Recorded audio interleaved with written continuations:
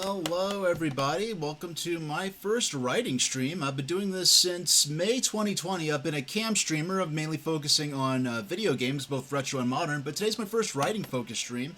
It's also the premiere of my PNG tuber avatar by Ducksick, who I just dropped a link for in chat, as well as my artist for my static work, Polymori, and also Kita Space Cat. Now, I just want to warn you, the first minute or two of my stream is going to be me on camera, so if you weren't ready to see a live-action human for the first couple of minutes, just wanted to give you a warning. This is mostly going to be conducted using the PNG tuber avatar. Hey, there I am. Just want to give a brief introduction to me, those who are unfamiliar, because I realize the stream is probably going to attract maybe some different, a lot of new faces. I've seen a couple in chat already. Hey, I'm Super Train Station H. You can just call me H. And I am an autistic gamer and a writer. And this is one of my writing machines. This is one I used to use a lot, not as much often anymore, but I do love this thing. This has often appeared in a lot of disabled kids' tool belts back in the 90s and early to mid 2000s. I did not have one of these at the time, but I'm very hooked on it now. Don't want to spoil what I'm writing. It's not quite refined yet. The writing machines I use more often these days is the Primera DM100 here. This is a little portable writing machine from Japan. All this does on it is write. It's just a word processor, no apps, no games. The screen doesn't even display in color. There are no speakers. I love it.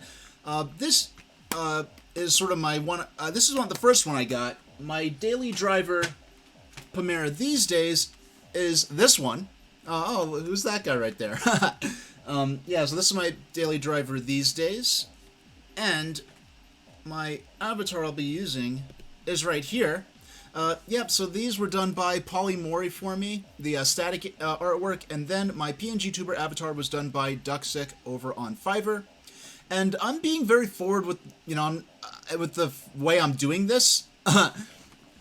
Yeah, the writing dedicated machines, it's one of those things where if you're not plugged into a very specific way of thinking or exposure to very specific types of equipment, it's something you wouldn't really be aware of exists. So on the left, Griffin H there has a sort of a fictionalized version of my my Alpha Smart Neo 2, which is the sort of typewriter-like one. That white one is based on and where he's sitting, that's based on a custom machine that I saw on Flickr. And Barface. Yeah, I'm being very forward. This is my first ever writing stream, and this is the reason I'm being so typical. Like avatar for VTubers or PNG tubers aren't so forward with like, okay, here's me and here's the avatar. I'm doing this because I'm not really, I guess, role playing as him so much as typical shows like this. I'm using him. I'm being very forward. This is a digital puppet. I deliberately chose a limited animation PNG tuber avatar rather than a more dynamic 2D avatar or a 3D one, because within the context of my stream, anything that's two-dimensional is fictional. Anything that's three-dimensional, like, me, I'm flesh and blood, three-dimensional, that's real. And that's going to play more into my stream later on, but for now I just wanted to show this off and get into... this isn't going to be this isn't a typical writing stream, in the sense, I guess, in the style that I've typically seen. There was a very specific way I wanted to do a writing stream. I've been working on this concept since October. And later on, we're going to be playing Wordtris for the, glaring a bit. We're going to be playing Wordtris for the Game Boy. I have it playing on my analog pocket here. I'll drop it in the dock. We'll be playing about a half hour of that, so tying in some word-themed retro gaming as well. Yeah, there's a very specific way I wanted to do a writing show on Twitch, and doing it live on camera didn't quite fit in with what I was trying to do. So, before we get into Wordtris, we'll hop over to my... Oh, that's a spoiler there. I forgot to turn that off. We will learn more about what that wheel is for later. Please go away, wheel. You don't want to... The wheel needs to go away. And when I press a button on my stream deck, it takes like 20 seconds to respond sometimes. Okay. No. I just want the wheel to go away. Why isn't the wheel going away? Alright, if this is the only thing that goes wrong in the whole stream, I'll take it. Okay, there we go. Yep, so here's my, what I'm calling my, I don't know, I guess main writing desk. So here, I've got my, well, you can't see, I turned off the cursor things where I'm doing. But, hey, Kalaka boy, I know you're probably busy, but thanks for the sub. I've got alerts turned off for this. My microphone settings are going to sound very different for those who are familiar with my previous streams. But I guess what I'll start off with is, let's see, top.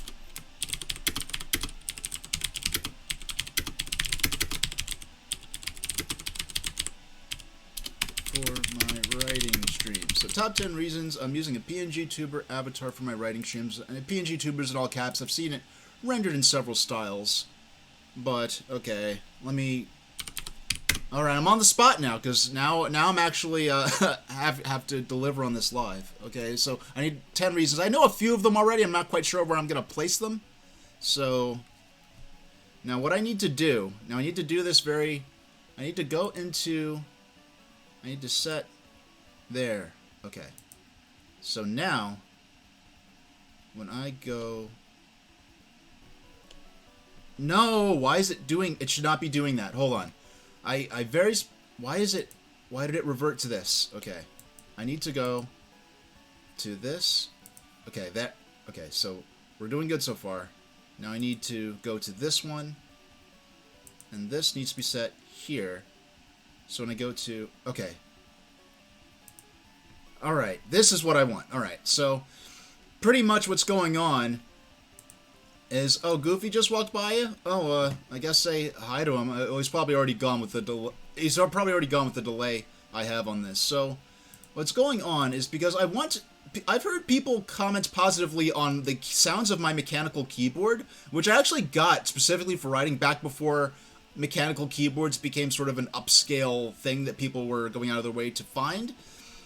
So, because if I just... Yeah, as you can see, just typing makes the avatar's beak go crazy, like, because the microphone... Because most people use PNG tubers. I'm using a Vito tuber. Mini, by the way. Yeah, most PNG tubers aren't typing. So, because the microphone will take any sound as typing, I have to have one setting for when I'm typing and then one setting for when I'm talking. And I just have to make sure not to get them mixed up. So, okay, so top 10 reasons I'm using a PNG tuber avatar. So, number 10. I'm not sure exactly where I'm going to place some of these, but...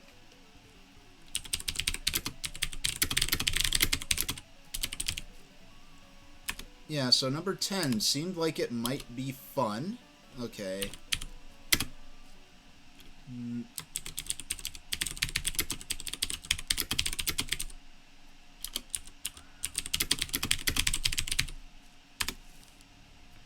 Yep, so number 9, potentially attract new viewers to my channel.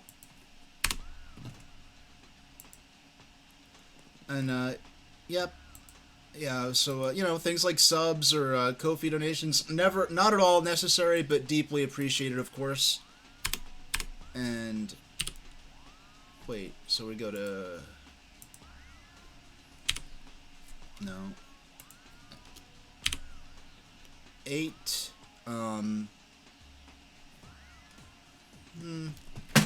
my mouse fell, hold on.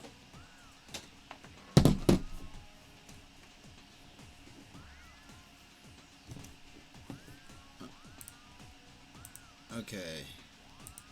8.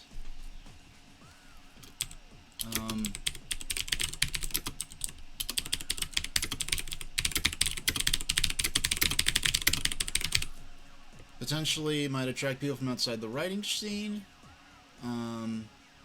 Let's see.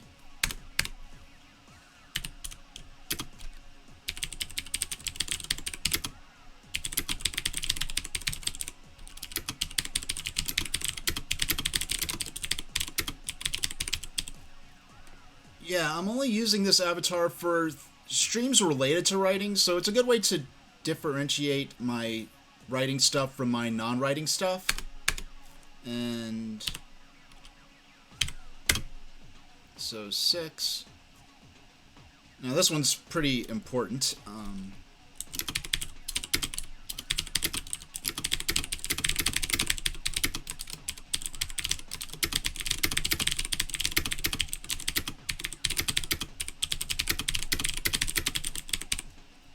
Yeah, it's just a way to see if I actually enjoy doing this. It seems to be working so far for me. I like it so far, but I'm only like 5 minutes in, and okay. So what would I want 5 to be? Well, I guess the order doesn't really matter. Just 10 reasons. Nothing. I know what I want my number 1 to be though.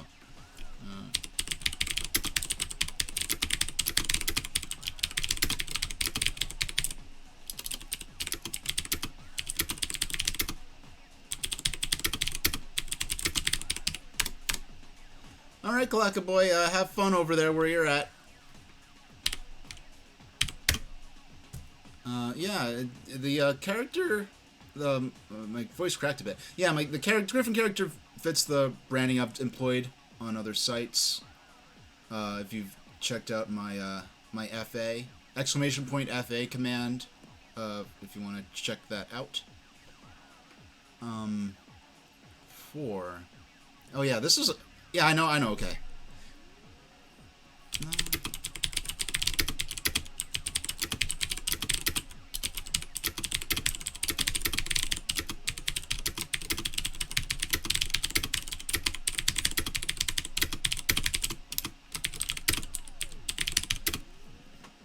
Yeah, I have pretty intense lighting on most of the time when I'm on camera. Like, the light... so bright I could barely tolerate it, whereas when I'm not going to be on camera the whole time, I can have the lights down pretty low, which I enjoy. So, okay. Now, 4...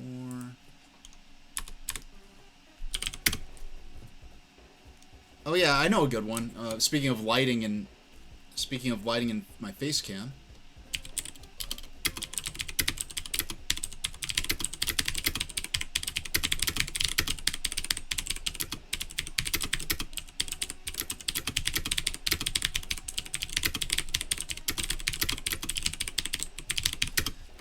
Yeah, just staring at the camera for hours. I did some test footage because I've been working on this concept since October of 2022, and it's now April 2023. So I've been working on this for a while, and just having my camera on face. Some writing streamers do it and they pull it off, but I just didn't like it that much. Whereas when I'm playing video games, I'm a lot more animated, a lot more dynamic. Whereas with writing, I'm focusing a bit more, I guess. And speaking of focusing, and when I'm writing, I guess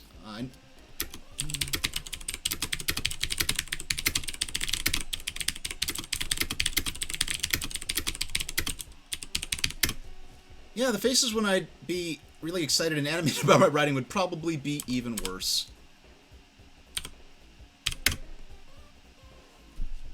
And here's one I touched on a tiny bit before, but...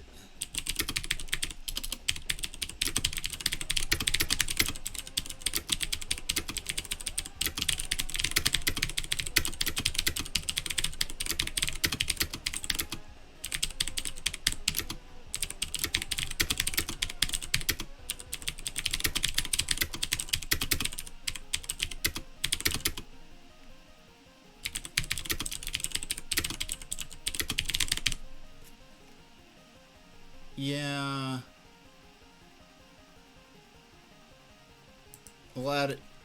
We'll add something here. Yeah, the limited animation gives something to look at and associate from me. Why did I put from me? Why did I put from me? With me. But hopefully distracts less from having... And I know my number 1 reason. Now this... And I'm not kidding, this is the number 1 reason I switched over to a PNG tuber for these writing streams. Let me...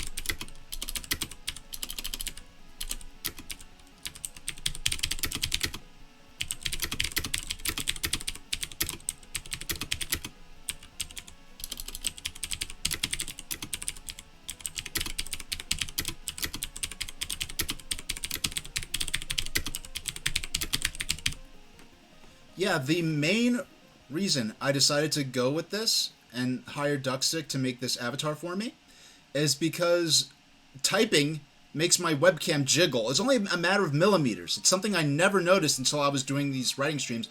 I even played Commander Keen, which is a DOS game, and that uses it's a platform that uses the keyboard, so I'm constantly pressing the keys, but just hitting the arrow keys and I think tab and alt does not make the camera jiggle so much as when I'm typing, and just doing that alone causes so much jiggle that it made the camera wobble to an unacceptable level, and I'm like, you know what, if I just go webcam free, I don't have to worry about that.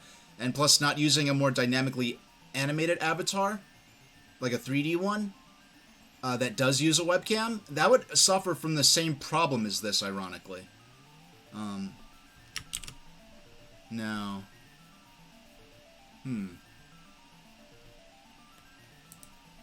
So, I want to actually... There have been a few things in the last few months that I wanted to just go ahead. I was about to write something to put on my Tumblr blog, which is when I'm Super Train Station Age at Tumblr, and I do a lot of writing stuff there, but I'm like, wait, why write this now? Especially if it's news about how my Twitch plans, when I could just go ahead and write it on stream and give it directly to my Twitch viewers.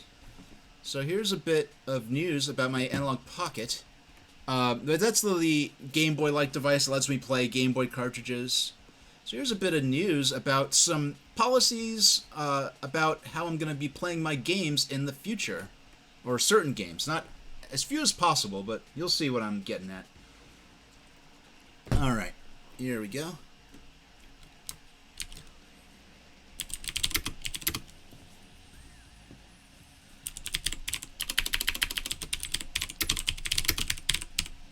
Actually, let me update my little side thing here.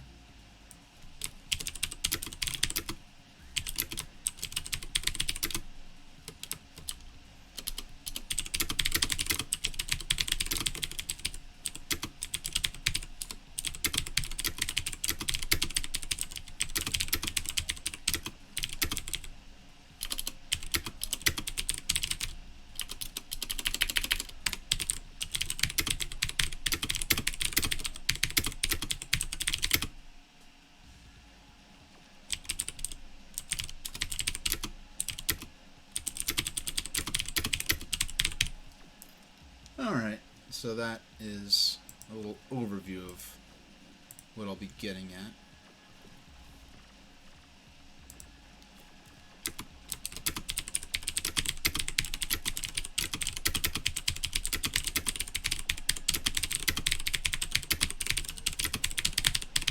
And this is just a rough draft, of course.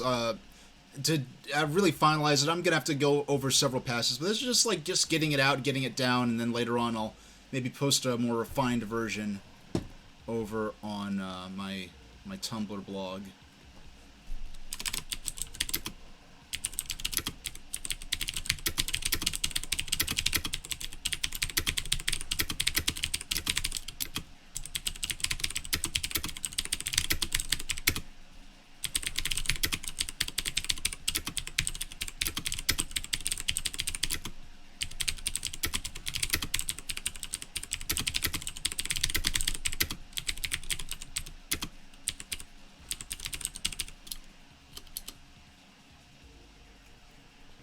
I don't know, re-releases is one of those newer kind of words, because there's some words that traditionally have been hyphenated that recently, as they enter more, certain words become less of a variation of a particular word and sort of just become a word in and of themselves. Like, for instance, if you read a lot of older writing, especially from the early to mid 20th century, the word bus, the long vehicle with all the seats that... Hold on, I want to adjust my... Yeah, the long vehicle with all the seats that you buy a ticket or use a bus pass or a Metro card or something like that to ride. That was often spelled not as... Yeah, that's how we spell the word bus these days. In the past, you'd often see it spelled apostrophe BUS because it was short for Omnibus Motor Coach. It was the more proper way to say it, was like bus was short for Omnibus Motor Coach, and then you'd write apostrophe BUS. Like a lot of older Thomas the Tank Engine books from the 40s and 50s would abbreviate bus as apostrophe BUS. So I'm like, yeah, I'll go with hyphenated for re-releases for now. Okay.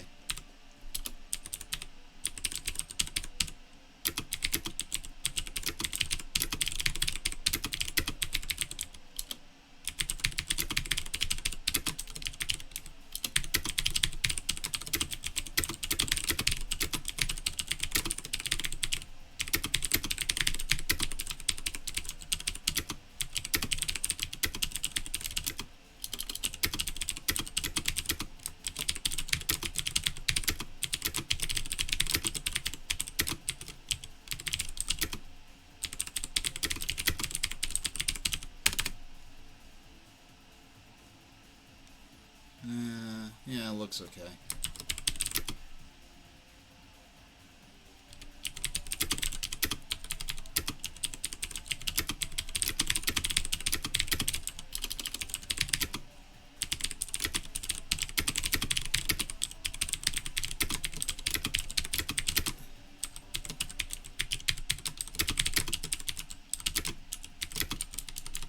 Now, if you don't know what the SG-1000 is, it is the Sega console that predated the equivalent of the Master System. It was Sega's very first interchangeable home console platform. It was Japan and only certain parts of Asia and Europe, I think. But moving on.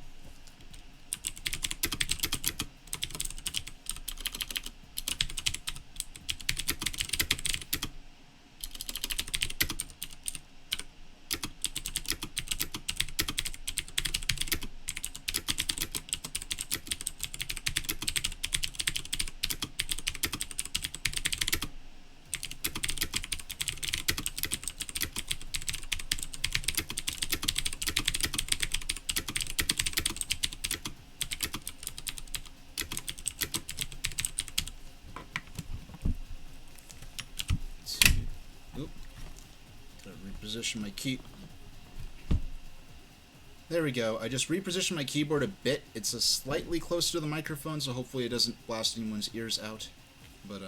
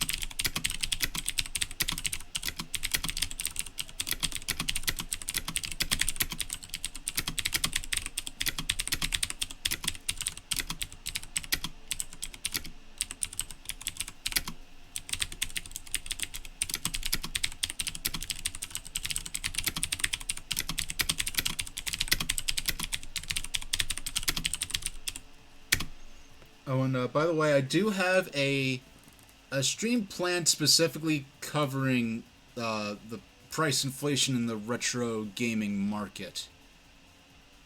Which that's going to be a long time down the road. We'll see how this first writing stream goes first before I start dedicating to any specific plans like that.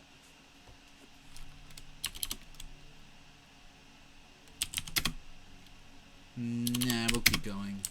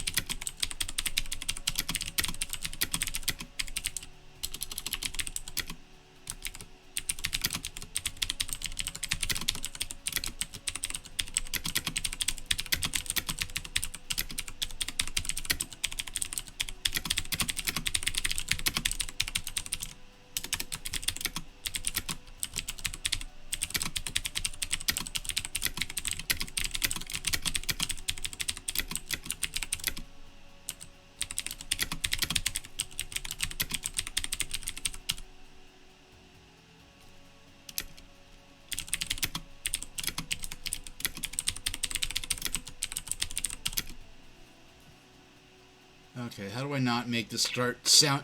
I'm at risk of this sounding. I'm at risk of this sounding like an ad for analog. I don't want it to become that. I'm getting into too much technical detail. I'll just get to the point.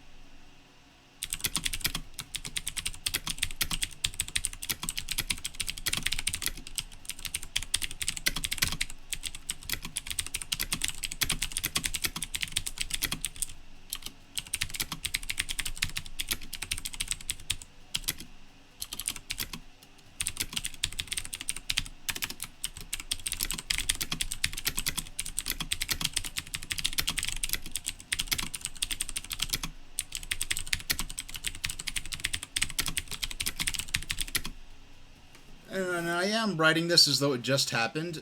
When I updated my system, there was actually more like nearly 2 months ago at this point.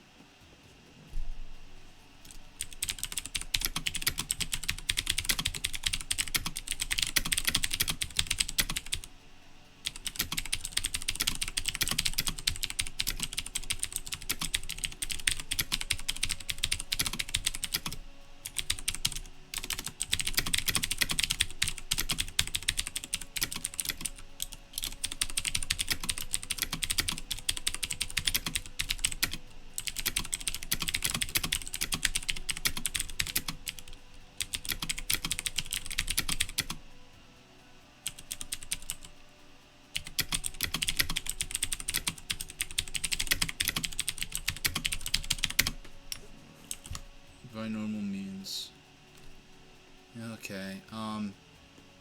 Let's see. Um,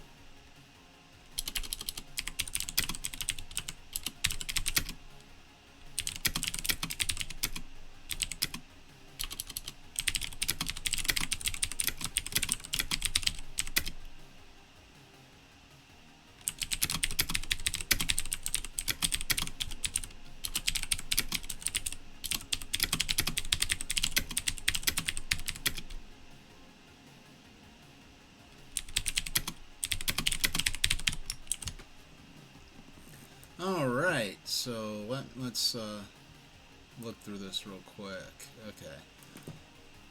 So during my Twitch gaming shows, I prefer to play games in a manner that reflects their official release history.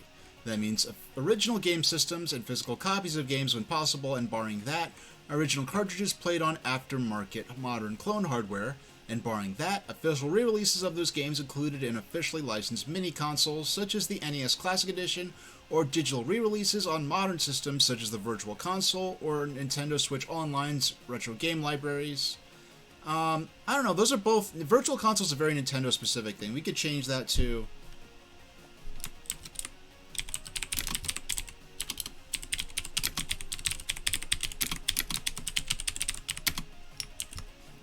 Yeah, Arcade Archives, that's something that Hamsters put out on many systems, not just Nintendo. Because I do... the only modern system I have is Nintendo Switch, so I'm going to have a bit of a Nintendo-centric viewpoint, but I don't want to be seen as a Nintendo-only streamer or anything like that. But, I mean, heck, my first system I streamed was Sega Game Gear. But anyway, after more than 200 streams over the course of nearly 3 years, the only exception I've made is Pachinko for Sega's SG-1000, which is a Japan-only game from 1983 that is so obviously bad that Sega rapidly discontinued it, resulting in it becoming a rare collectible that goes for prices in the range of $2,000 US. To play original cartridges in real time and capture footage in HDMI, I've used the Analog Mega SG console for different types of Sega cartridges, and the Analog Pocket to be able to play various handheld cartridges. I've been fortunate to be able to, for example, provide coverage for some of my favorite childhood games using the cartridges I originally played them on. And it's been fun to seek out vintage copies of games that I want to play on my show and adding to my retro collection for the first time in something like 16 years. If all I wanted was to play games by any means necessary, downloaded ROMs and PC emulators would have been an extremely easy solution, but that wasn't a method that made me excited to present and provide coverage for these games. At the same time, since many video games of interest to me are in the range of 30 or 40 years old, have reached prohibitive and often unreasonable prices on the secondhand collector's market, and many times these games have never been re-released either digitally or physically in the entirety of that time, I'm willing to consider other means of gaining access to certain titles. In many cases, the vintage consoles themselves are either extremely expensive or rare in and of themselves, and may be either extremely difficult to set up to output into HDMI with satisfactory AV output, such as the Sega SG-1000, or even be physically impossible, as is the case with obscure handheld units such as the Witara Supervision. The headline feature of the analog aftermarket consoles is their ability to play vintage game cartridges in real time via field programmable gate array, a method that allows extreme accuracy to the original hardware. But the Analog Pocket, aside from being unable to support a wide array of physical cartridges using its many cartridge adapters, is also host to Analog's new Open FPGA platform, allowing tinkerers and hackers to engineer their own FPGA cores that allow the Pocket to support an even wider selection of FPGA cores than what the company itself officially developed or supported. After about a year and a half of stalling since this... Actually, no, not a year and a half. After about a half a year of stalling since this feature's initial availability, I finally updated my Analog Pocket, giving it the Open FPGA feature set and added several community-developed FPGA cores. And frankly, I'm glad I waited, because waiting means that more stuff was able to come out and they were able to sort of streamline the process of updating the system.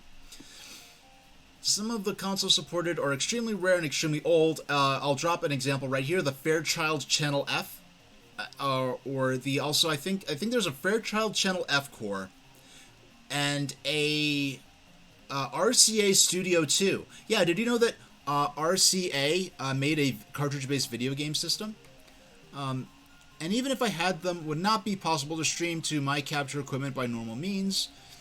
Though using copies and versions of these games that reflect their official release history will remain a priority, the addition of these cores to my Analog Pocket will allow me to consider coverage of rare or expensive games that often haven't been available in any form since long before I was born, and I look forward to the expanded variety and options this will open to my show. And this will also include things like I want to play. I've been looking for a long time at the original Ganbare Goemon game for the Famicom. There's a fan translation of that was never officially released in English. So to play any translated version would already be defying the game's official release history. So at that point, I might as well use a digital version of that fan translation rather than getting a bunch of some kind of aftermarket NES clone and a reproduction cartridge. Just use a digital file like that. So yeah, official versions will always be preferred, but I am acknowledging certain practicalities for the benefit of what I could show on my stream. Yeah, so that was pretty cool. Let's see. What do I want to do next? Now I could either, yeah,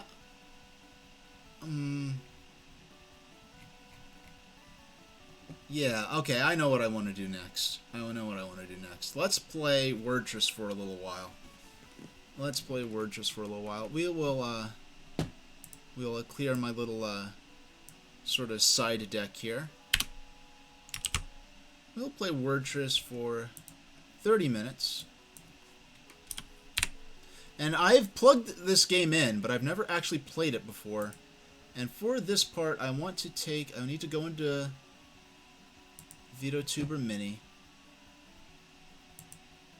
Okay. No. I want to go. Okay.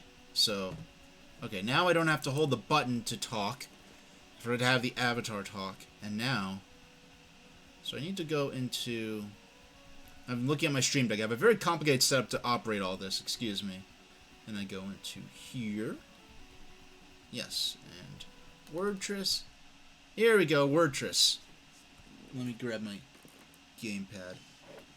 Why can't I hear music? Where's the music? Why is it?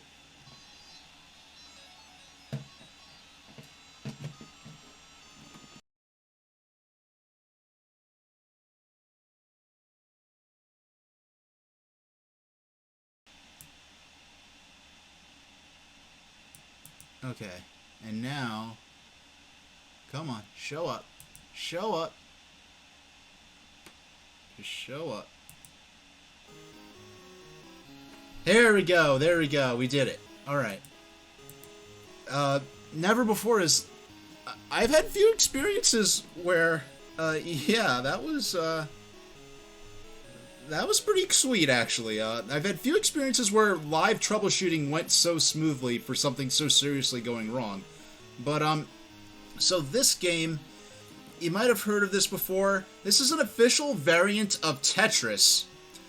And, okay, this has a bit of provenance. If you've watched my stream for a while, we've watched on Amazon Watch Party, we watched something called Garfield, His 9 Lives, which actually goes into the deep lore of Garfield, including Garfield's history as a shape-shifting bioweapon lab animal created by the U.S. Army.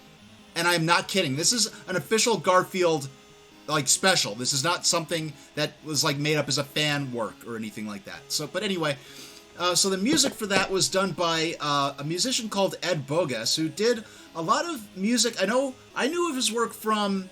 He did the soundtrack for Race for Your Life, Charlie Brown, he has a certain sort of jazzy kind of sound to a lot of his music, and you could hear that a lot in the soundtrack he did for the Garfield special. I never thought I'd be talking about Ed Bogas in a video game stream because he did video game music as well. Now, one of the main programmers of this game, Armin Sarkeesian, went on several years later to become the president and, no, the prime minister and then later the president of the nation of Armenia. So we have quite an interesting selection of people involved in this game, and I've never actually played it before. And I figured, hey, let's something I haven't seen done before. Let's tie in a writing stream with some language-related game. I have no idea how this is played. I have never gone past this screen before. So let's jump in. Okay. Game mode single player, difficulty novice. Is there something below novice? Level A. Time limit, unlimited, repeat words, yes. Yeah, I have no idea. Yeah, I have absolutely no idea what's about to happen, so let's jump in. So I got an E. Okay, so those dotted lines were a stop.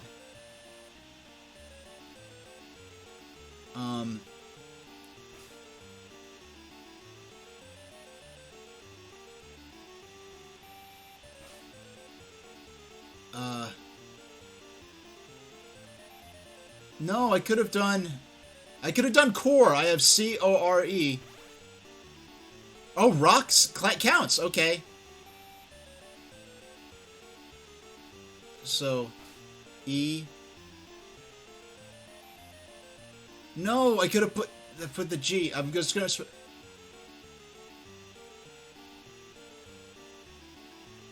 Okay. Man, I have to think.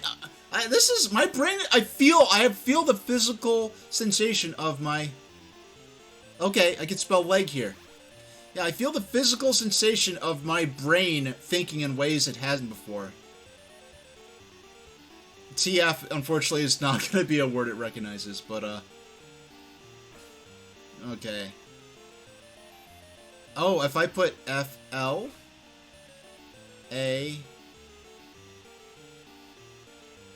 If you give me a G... Oh, I can put spell flat. No, wait. If I just put F-L-A-T, will that count? Flat. Oh, flats. Wow. A little bear sprite is cute. Okay, so I only have to spell a few words. That's interesting. So that's my first experience with Wordtress, and it's gone pretty well already. Okay.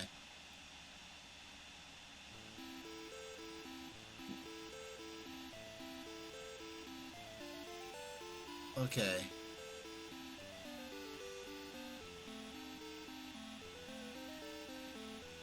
If I put it...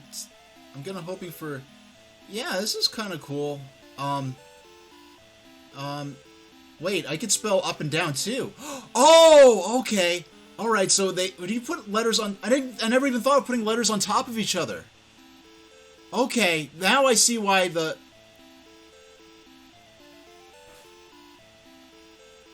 Okay. So, pit. Pit. Okay.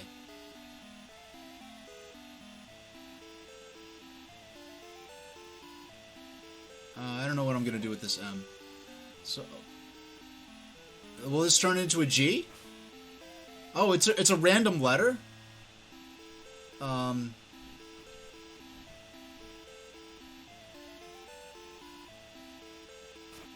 Okay.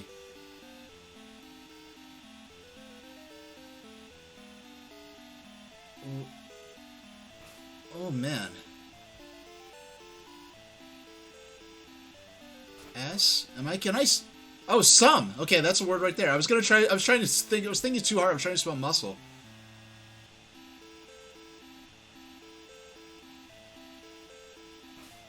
E. If I could put an A on top of there, I could spell era.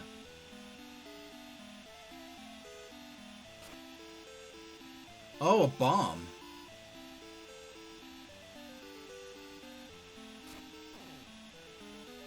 Can I get rid of this? Oh!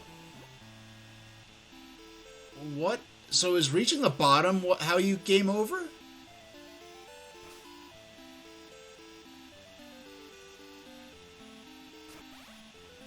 R. Okay.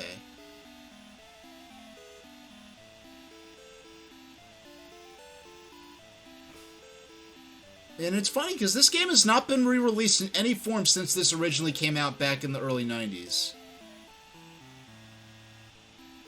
What am I gonna do with...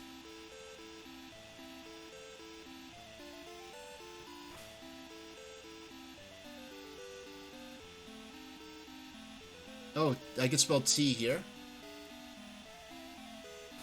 T.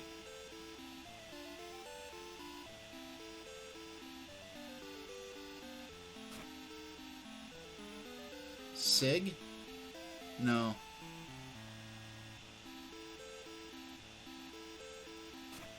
What? Oh, sir, I didn't even see that. That was accidental. No, this is... Wow, this is... This is... This is a... I wasn't expecting this to be bad. I never heard anything bad about this game, but I'm shocked I don't hear more about it. Or haven't heard more about it. And, yeah, and I was going out of my way looking for retro games I could play on during writing streams. Okay.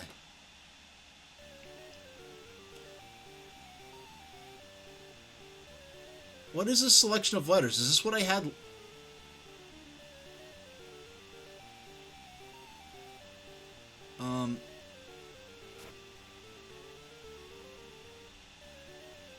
And can't. Okay, I wasn't even trying to. I'll admit that was a pure accident.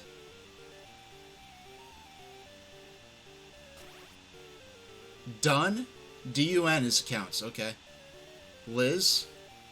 Does okay? Names don't count then. Okay.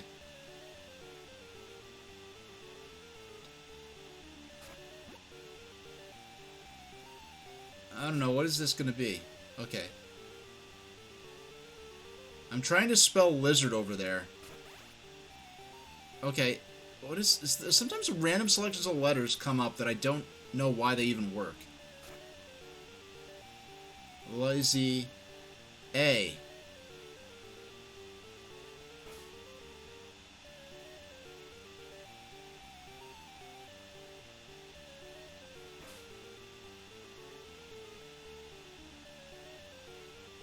Oh, it. No, it doesn't count. Okay, here it comes R. I see R. L-I-Z-A-R. I swear, if you give me... Please, I need a D. I need a D. What? I didn't even know what I spelled there.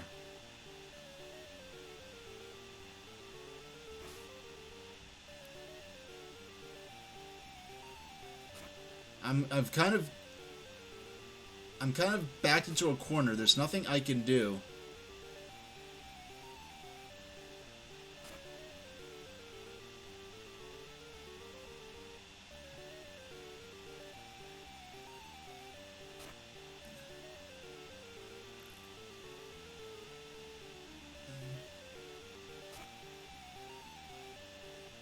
I'm running out of... Okay.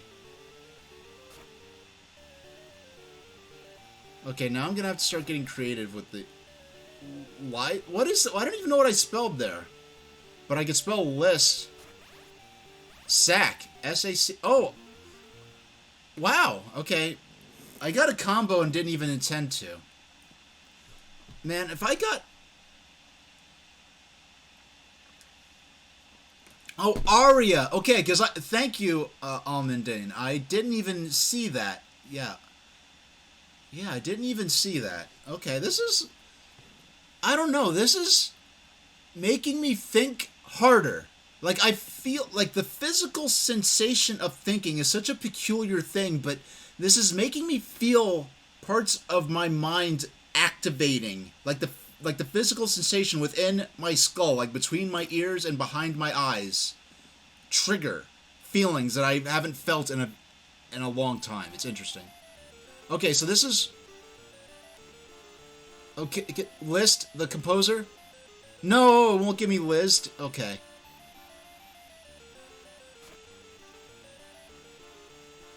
You know, and it's unbelievable. This game has not come out. This game has never been re-released in any form that I'm aware of. Okay. But we'll, yeah, I'll see if I could, find out if I could get some sort of copy of this game, over to, Azure Rest.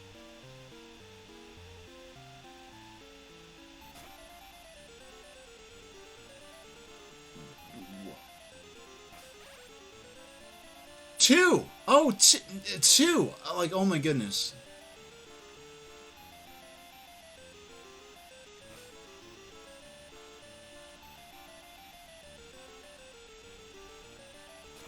Ah.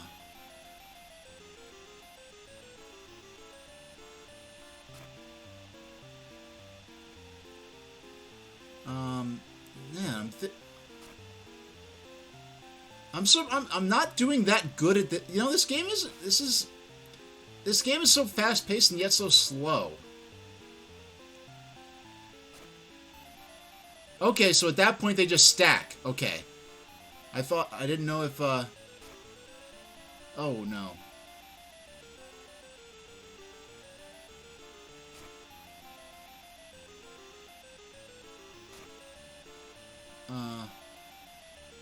Okay, I'm gonna shove this letter down and build C down there. C. Okay, oh, and what was that, got?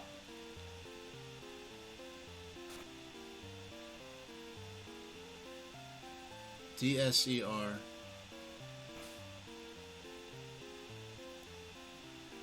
C? Seam! Oh, and what was that, Vern? Sometimes when the words show up, they happen so fast I don't even get to see what I accidentally spelled.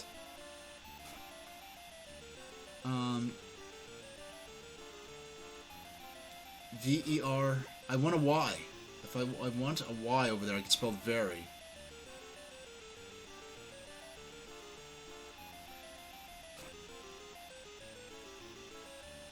L.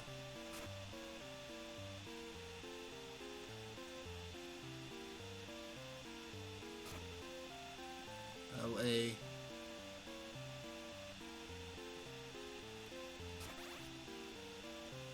Was? Oh yeah, there was. No, because the thing is, I don't recognize words because I'm not used to thinking of words as these visual things. I'm used to thinking of words as these sort of, I don't know, metaphysical things, and not these physical things that could come into existence.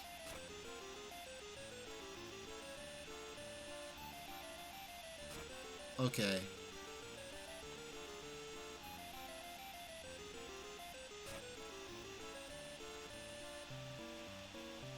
And this music is great too. Ed Bogas really did, Okay.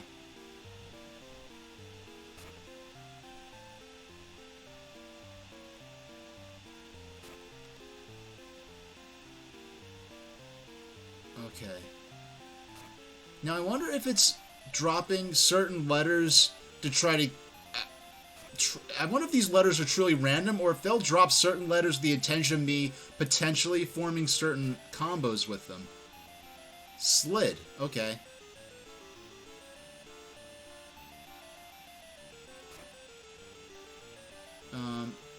Yeah, it's...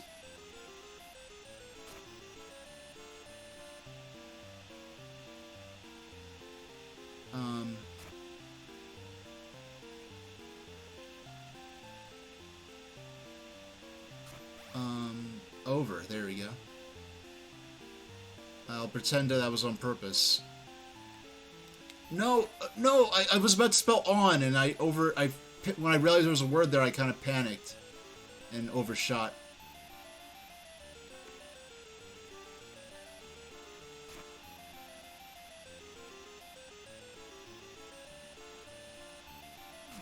And I have to think in terms of the letters I could build. Let's see what that is going to be.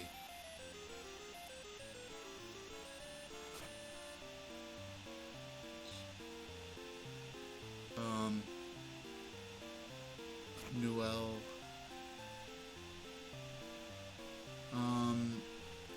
R-S. Okay.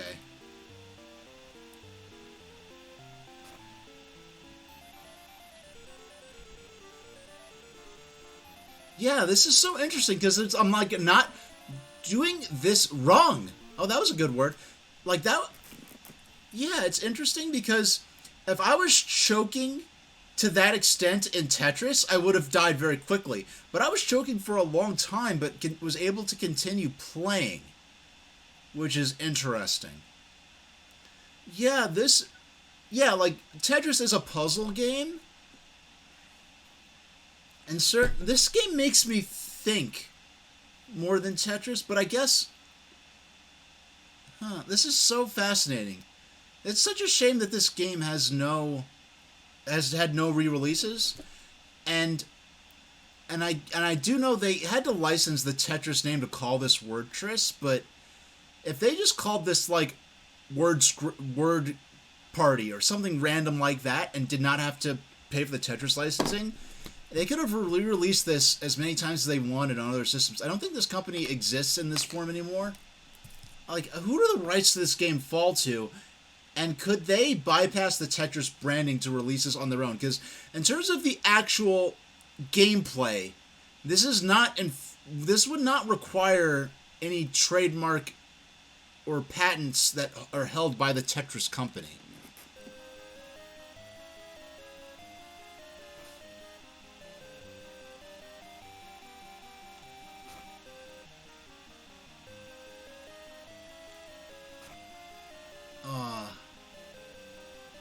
Yeah, this is.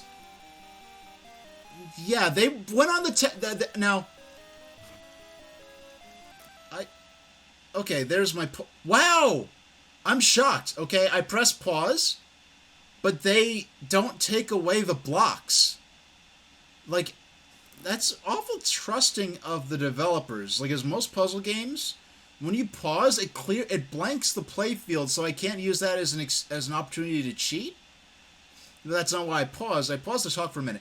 Now, calling this Word Tris on Game Boy at the time this came out was a good choice because this is a time where Nintendo was very successfully marketing Tetris to adults and especially to professionals who had spent a lot of time in commutes on trains or buses or airplanes or subway rides or spent a lot of time in waiting rooms. And it was up to the point where like half of the Game Boy players, not purchasers, but players were over the age of 18. And as time went on, Game Boy became more and more of a kids-focused system. But there were a lot of print ads and television ads really focusing on the adult, ultra-casual gamer audience that today would be, playing, smartphone games of this type, stuff like Wordle, that are popular now on mobile. So, and because Tetris was the pack-in and was such a successful game, those puzzle-y type games, using the Tetris trademark variant was a good idea at the time. But today it prevents it from being re-released, which is quite unfortunate.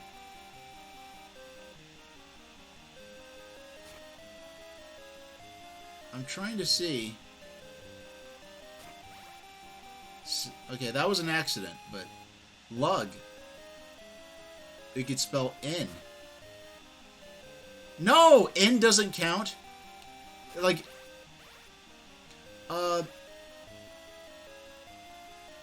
yeah, it's something that's easy to forget now. And actually, where I got that figure from, about half of the players being adults, was from a Nintendo sales training video, training people on how to sell Game Boy within stores. And yeah, if you look, there's even discussions, like I think Trip Hawkins was saying, there was a discussion as to whether to pack in Tetris with Game Boy or Super Mario Land, and Trip Hawkins was saying, if we pack in Tetris, we'll sell Game Boy to young boys, which is a market we already were guaranteed to get. If we pack this in with Tetris, we're going to sell this to everybody. And it's not a market that Nintendo really went back to for their handhelds until Nintendo DS, where you got like ultra-casual gamers like my mom being there right with me at the Nintendo World Store on launch day of the Nintendo DS Lite, playing stuff like Brain Age, the Sudoku cartridge, and that other ultra-casual software like that later sort of that audience. So Oh, inn with 3 letters, like meaning like an establishment for sleeping and eating. That. Okay. A-R. Okay, I'm trying to... So, we got pit down there. Can I get an... No, I gotta... I was hoping for an E from that random block.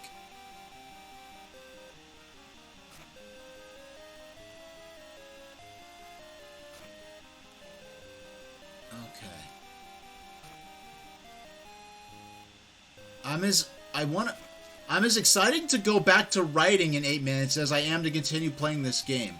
I did a lot of sort of intro setup. No, okay, I wanted to get that R-E-S. Can I get a T?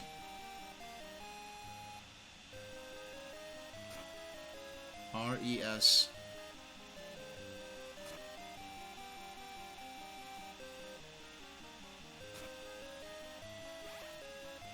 Oh, gas. Wasn't even trying. Wasn't even go. Okay, I cleared the board. Wasn't even going for.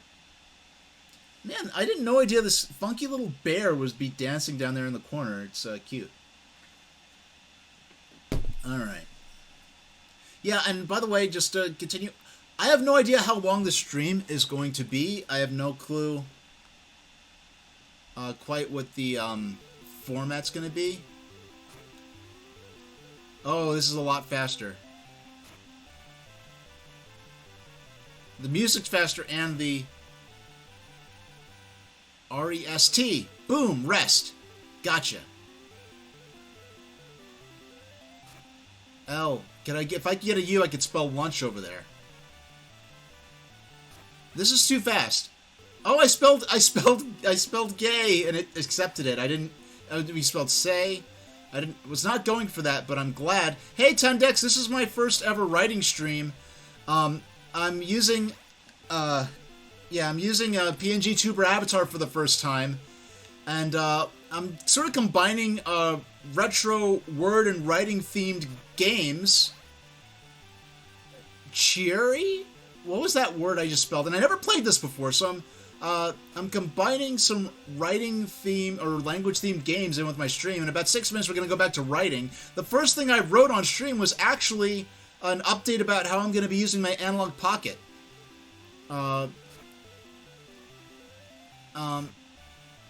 Okay, so, and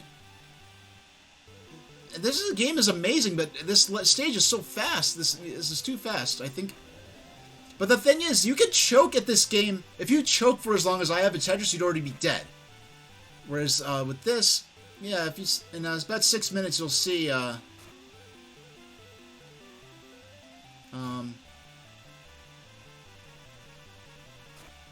Oh my goodness! If I think of all the whole bottom area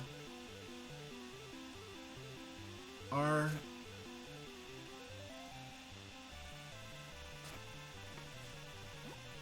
How am I This is too fast to play. This is too fast. This is too fast. Okay. But this is my first session playing the game, so... If I can get an O...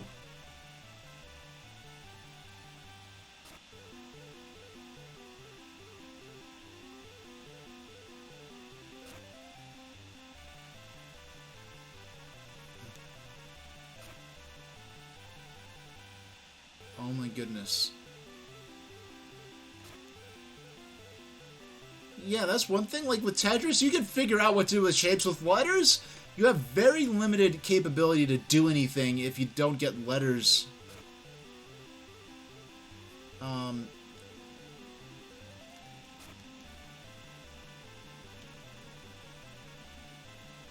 No, I wanted to spell tan over there, but I couldn't get the A over in time. If I get... No, no, I wanted to... Okay. If I can get an H...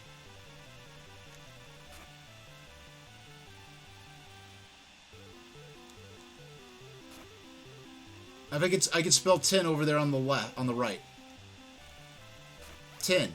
No! Okay, I spelled sit. That was not the letter I was trying to...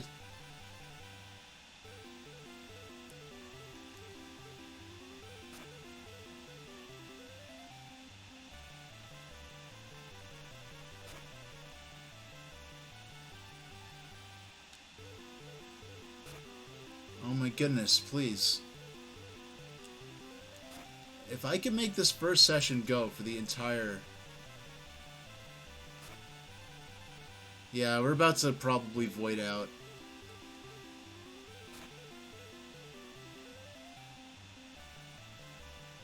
FGC. SG... What? Yeah, there's not much I could do with this.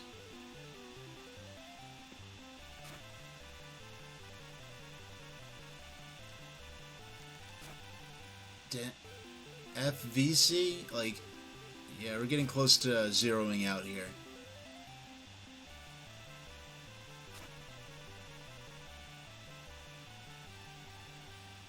Oh, they don't...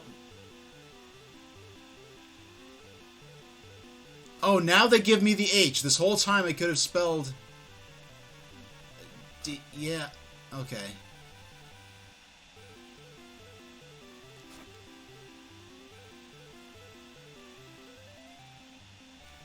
No, if they gave me a C... No, okay, I didn't even have time to... Okay, and we void out next move. Okay. Level F bonus. Yeah, like some of the words, like some 2 or 3 letter words weren't valid. Or I reached level F. Yeah, there's so many unique mechanics for a Tetris game. It's surprising. Yeah, I think... I mean, there's no battery saves. There's no point in putting in my... Oh, there's a word list. Alright, we only have 2 minutes to... Oh, there's a children's difficulty. That's in... That probably would have been fair to start for my first one, but... I think now's a good time to go back to... our, main writing canvas here. Yeah, expert mode. I dread to imagine. So, let me, I guess, sort of introduce myself a tad. Well, actually, no, I guess we might as well get started with, I collected some, I've been talking around, I've been talking to some people I know. I have no idea how the modes differ, Farronboy86. Thanks for dropping in, by the way. Yeah, I have no idea how the modes differ. That was my first time playing it. I plugged the cartridge in just to balance my audio, but I have no clue how it actually works. Now, I was going to show this off at some point anyway, and I know you've seen this already, Farronboy, I think, but... And talking to some people, both online and in person, and people I know and people I don't know, both online and in person, I'll mention my streams of Super Mario Brothers, and they never thought twice about it. And then, yeah, enemy letters have extra health. Well, there was a Space Invaders clone called Letter Invaders that was included in Typing Tutor 5 for the original Macintosh. But yeah, I've had people who never question, oh, I'm streaming Super Mario Brothers, and then I'd mention, oh, I'm streaming writing, and they'd say, oh, who would want to watch writing on Twitch? And I was like, really? Because following both writing and the writers category and the Super Mario Brothers category, I noticed generally there were frequently more people in the writing category than there were in the Super Mario Brothers category. Not that writers is necessarily more popular, so I actually collected, sort of just made a casual data collection of sort of some of the data. This is not scientific. This is just me casually opening my Twitch app at random times a day and checking out what sort of what it looked like. I just take a screenshot of both categories and just compare them, and I waited until I had 50 pieces of data and collected them all. And so I ordered the data. Blue is the writers category, red is the Super Mario Brothers category. Now this is of course only including the people actually streaming in category.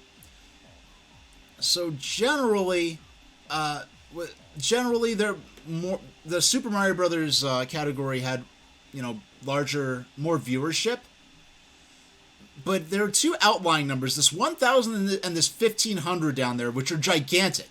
And if there's a general trend of usually having larger numbers, then I wouldn't have considered that an outlier. But that 1,500 and that 1,000 are so big that I made an adjusted list. And this is something they do in actual statistics, where, like, let's say if you're taking a neighborhood that has, like, and I swear, this is a Griffin Writes, this is not a Griffin Maths, believe me. But just to explain very briefly my logic here, like, if you have a neighborhood with, like, 10 houses in it, and it's a normal middle-class suburban neighborhood, but there happens to be one millionaire there who built like $1 million house on that block, that's going to radically skew the average income of the rest of the neighborhood, make the whole neighborhood look like they're extremely wealthy. And that's not a reasonable analysis of the data. So I replaced that 1,000, that 1,500 with two random pieces of data within the range to sort of give a more balanced view of what it would generally look like.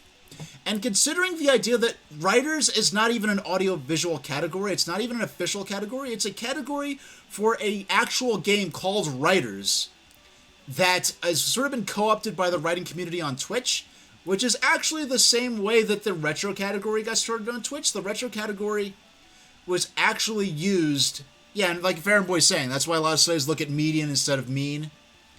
And there's this cool, there's a mathematician called John Tukey, who was really concerned with outliers and made this visualizing system of, like, that uses sort of three demarcation lines, the interquartile ranges, to show how a single piece of data can skew the rest of the data. There's actually this whole concept called skewness, this sort of off-the-cuff invented word. And speaking of off-the-cuff, you know what that actually means is, if you're not familiar with this, like in the times of, you know, in like Victorian kind of times, as I understand, shirt cuffs on dress shirts were actually disposable and made of paper. And so if you were like in a pinch and needed something to write on, people would write a note or scribble something on their shirt cuff because they were going to dispose of it later on anyway. So an off-the-cuff note was literally something you'd write on the cuff of your shirt. Going to a little etymology here, but yeah, so even with the adjusted, and people were saying, even people in the writing communities were looking at these graphs and saying, those numbers look extremely suspicious, and they thought I was trying to skew the numbers to make Super Mario Brothers, to make the writers category look bigger than it was. And I've even had people saying, oh, the writers category, Super Mario Brothers isn't really that famous of a game, so you cherry pick this one game to trying to inflate the. I never heard anyone try to challenge the significance of Super Mario Brothers. Now they are much bigger particular game categories, much bigger retro game categories. I just happened to notice these two categories because it was just an interesting thing I noticed. And when people were challenging me that no one wants to watch Writers, but they didn't question me about Super Mario Brothers, I'm like, no, there's a lot of times there's more people active. Now, most frequently, Writers had 17 viewers. Most frequently, Super Mario Brothers had 2 viewers. The main times that Super Mario Brothers had more viewers. Now, it looks like there's a. Yeah, we'll let it looks like there's an ad going on for my unsubscribed viewers, and I'll let that play while I'm talking about this boring math stuff. Yeah, the only time that I really noticed that Super Mario Brothers had more people than Writers was when a notable speedrunner was attempting world records on the game. And I know this bottom graph does sort of look dramatic, but this is only in terms of the number that appeared most frequently. So the most frequent appearing number was bigger than the most frequent number in Super Mario Bros. That's the only way in which Super Mario Bros. Looked bigger. But so that's sort of goes into, for the people who are unfamiliar with the writing scene here on Twitch, that's just a little overview. There are more people willing to watch other people write. I mean, and out of context, for people who aren't in the gaming community, just the idea of who would want to watch other people play video games is still a pretty wild idea for them. But just a little backstory of some of my, I guess I'll,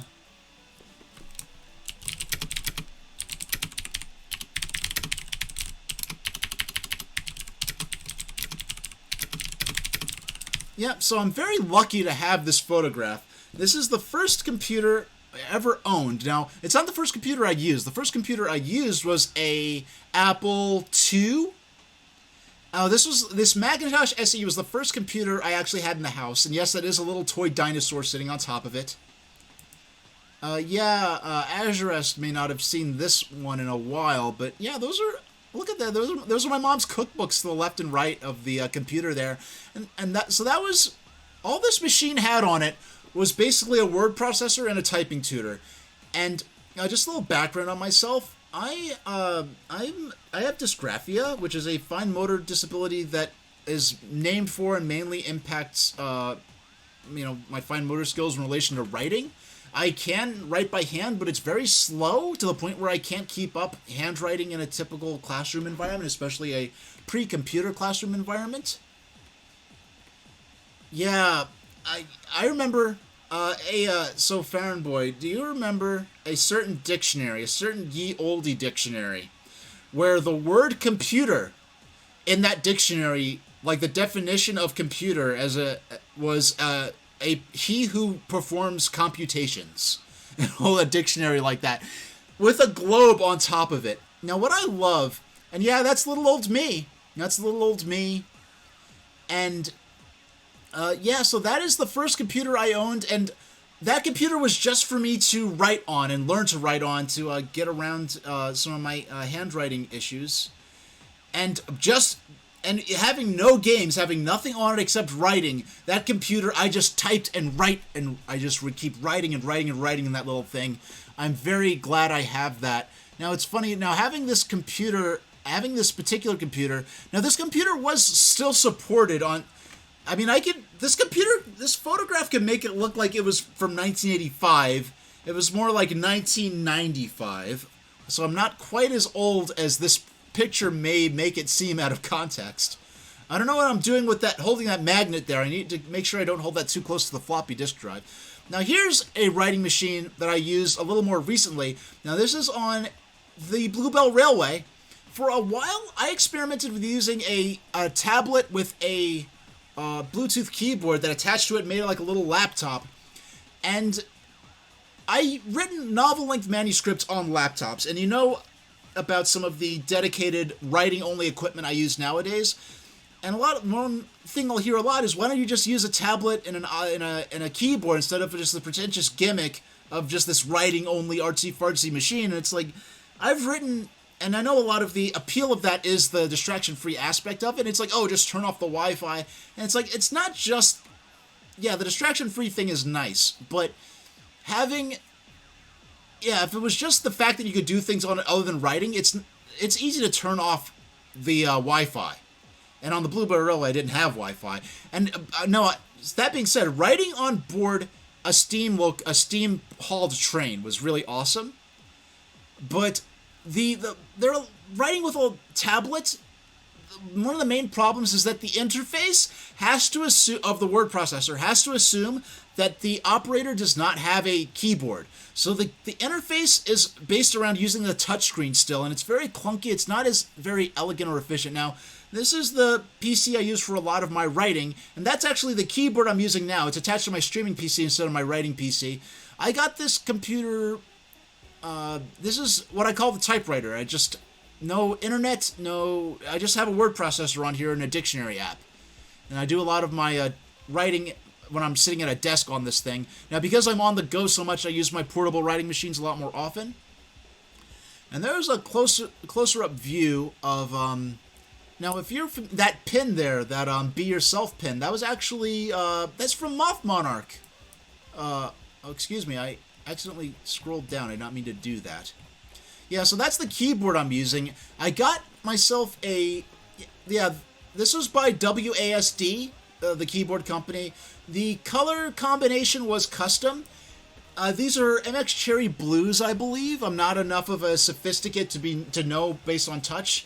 And it's funny because I understand there to be a bit of a backlash against sort of keyboard snob culture, and there's this sort of element of writers using these fancy keyboards, and I got this before that was sort of an element even in the writing community of, oh, I want to use this fancy. I just wanted to get a nice keyboard to write on, and this is actually marketed as a keyboard for hardcore PC gamers. Now this here, you will notice, this is the machine that my Sona uses And this is a AlphaSmart Neo 2. This was marketed towards mainly as an educational tool and for disabled students in school settings as a distraction-free writing machine. It was also marketed towards novelists and journalists and the like. Now, unfortunately, they stopped making these in 2014 or so.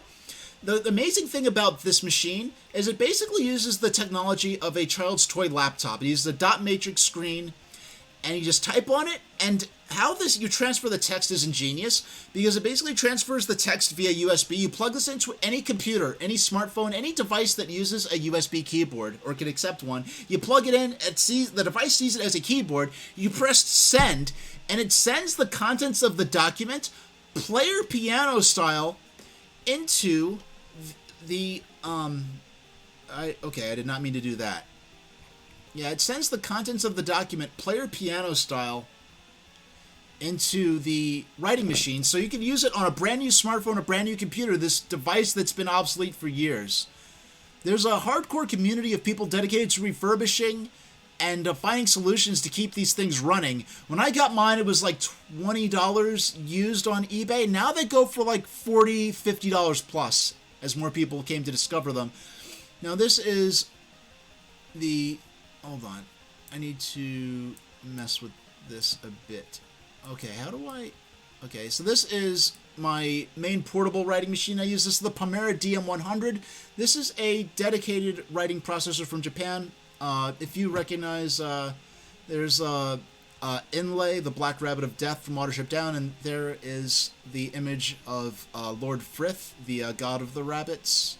A sort of a sun disk image there. And I've got a Spellfox over on Etsy did these autistic pride neurodiversity worm on a string, and I got an Umbreon sticker from someone and a Felix the cat. But if you open this up, the Pomera DM100, you've got a Japanese format keyboard, but just by pressing caps lock, it converts everything over into English. So it's very easy to type on this, even though I do not speak or read Japanese. Now here, Farronboy, if you're around, this is a machine you're going to recognize. This, I did not have an AlphaSmart, and before I got my 2001 model iBook in my freshman year of high school, in middle school I had this thing, a Cyberco Extreme, and what this was intended to be was this was basically trying to be a smartphone for kids before the technology even existed for smartphones. It was basically like it was a kind of like a short-range walkie-talkie, except in chat room format. And for most kids, they were excited about being able to download games on this thing and play them. I liked the games, but what I was really excited about was the ability to write portably. Because before this, what I'd use is a little Casio organizer. And it was meant to be a phone book, and I'd actually type stories and stuff into them. Because I was a writer, but handwriting wasn't something, no matter how much I wanted, I really tried to sort of, it wasn't a matter of practicing penmanship. It took me a while to actually, it really wasn't until early in college that I began to actually accept, wow, this is actually not something I could just practice my way out of. It's actually a physical neurological thing that's part of my brain makeup and my motor abilities or lack thereof, even though I've been hearing that from, the medical professionals that have examined me since like 94, but I would use this to take notes in class, and of course teachers would think it was a Game Boy at first. When I showed them, no, here's like detailed notes on World War I that I've been writing this whole time, I wasn't goofing off. It made quite an impression. So how about, so that's something we're going to look at in a minute. But let's actually start writing a bit about writing on Twitch. This is something I was actually going to do as a blog post. But I'm like, hey, why waste my time writing a blog post about writing on Twitch when I'm actually going to be writing on Twitch anyway, and I can just write it live. And then, so, let's see. So, writing on... Okay...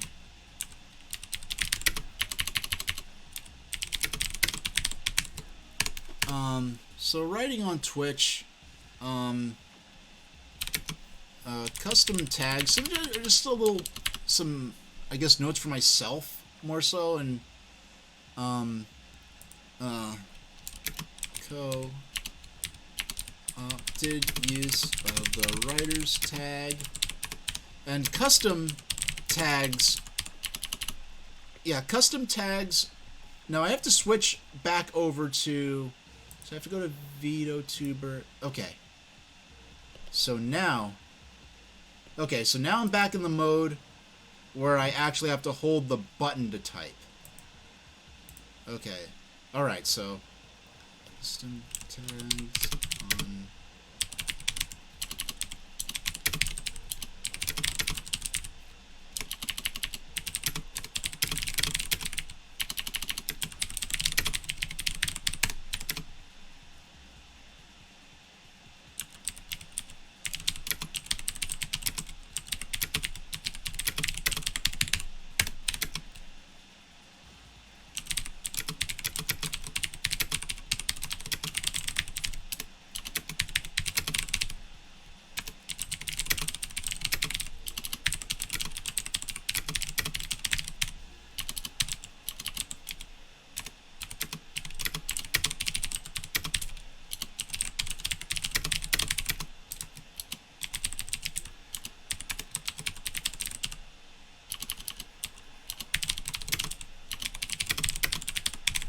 Okay, so that's just a little, just sort of backdrop for what I'll be writing now. Yeah, okay. So we'll bang this out and keep moving.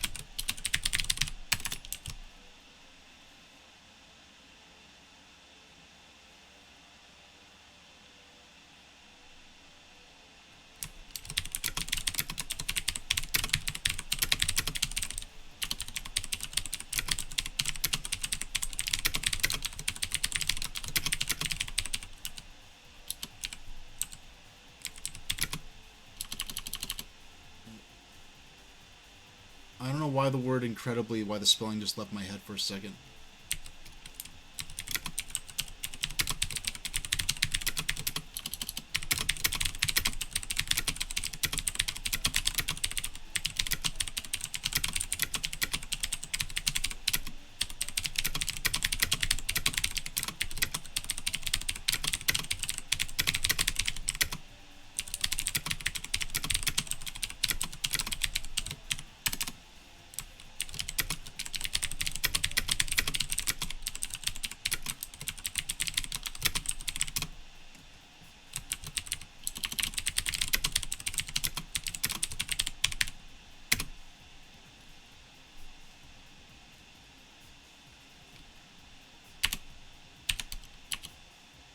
Yeah, I'll keep going with that.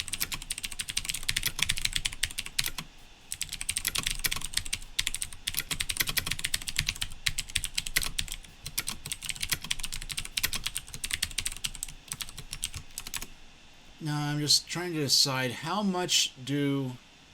I mean, I already kind of went into this, but I am posting this. I'm going to be putting this on my blog on Tumblr. So, even though I did cover this out loud with some of you, I'm just trying to figure out how much I want to include in this, how big of a piece this is going to be. Alright.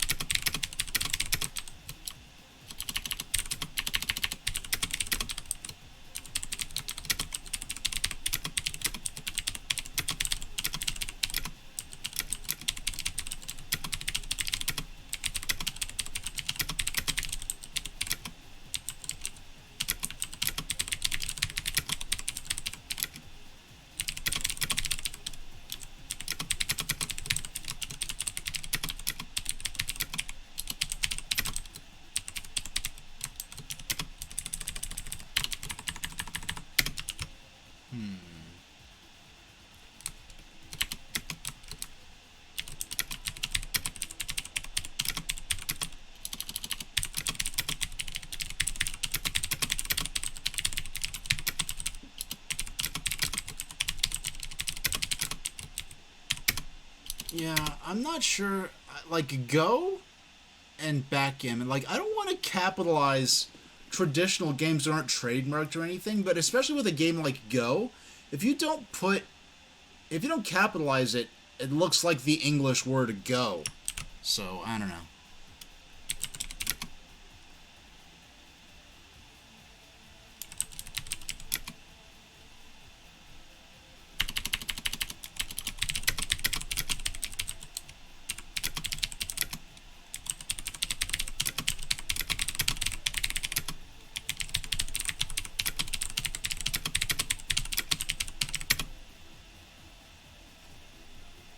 Yeah, I agree. And the thing is, like, by itself, I would capitalize Go, but the fact that backgammon is there too, and because backgammon is a unique word that isn't coincidentally the same as any other word, it's like if I capitalize backgammon, Go, and not backgammon, it looks weird, even though backgammon isn't really a proper noun either. I don't know.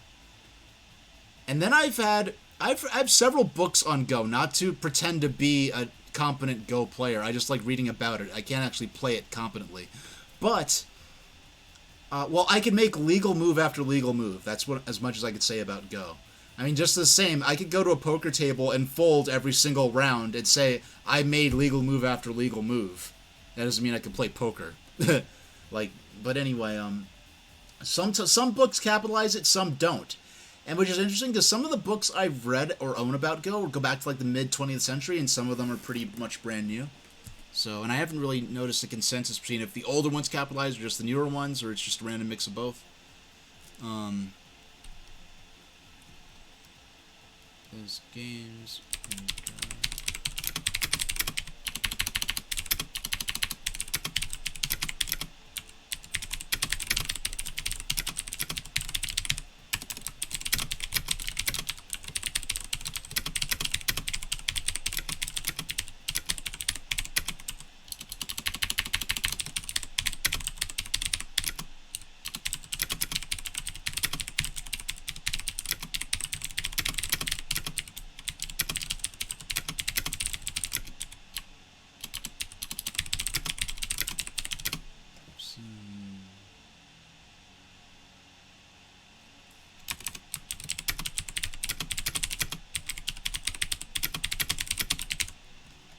No, I want that to be the same paragraph.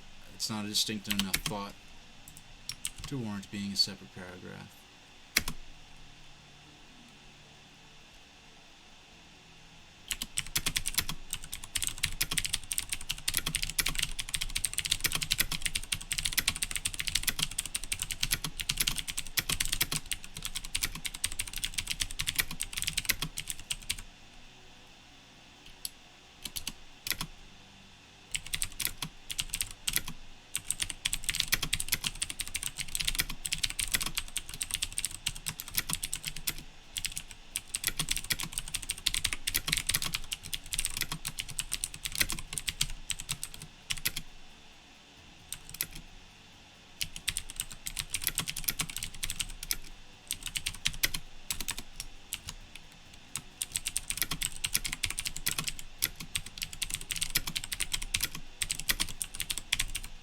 What's that thing where you can request...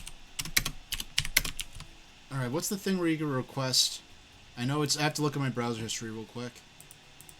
Twitch... User voice. Okay, user voice. Okay.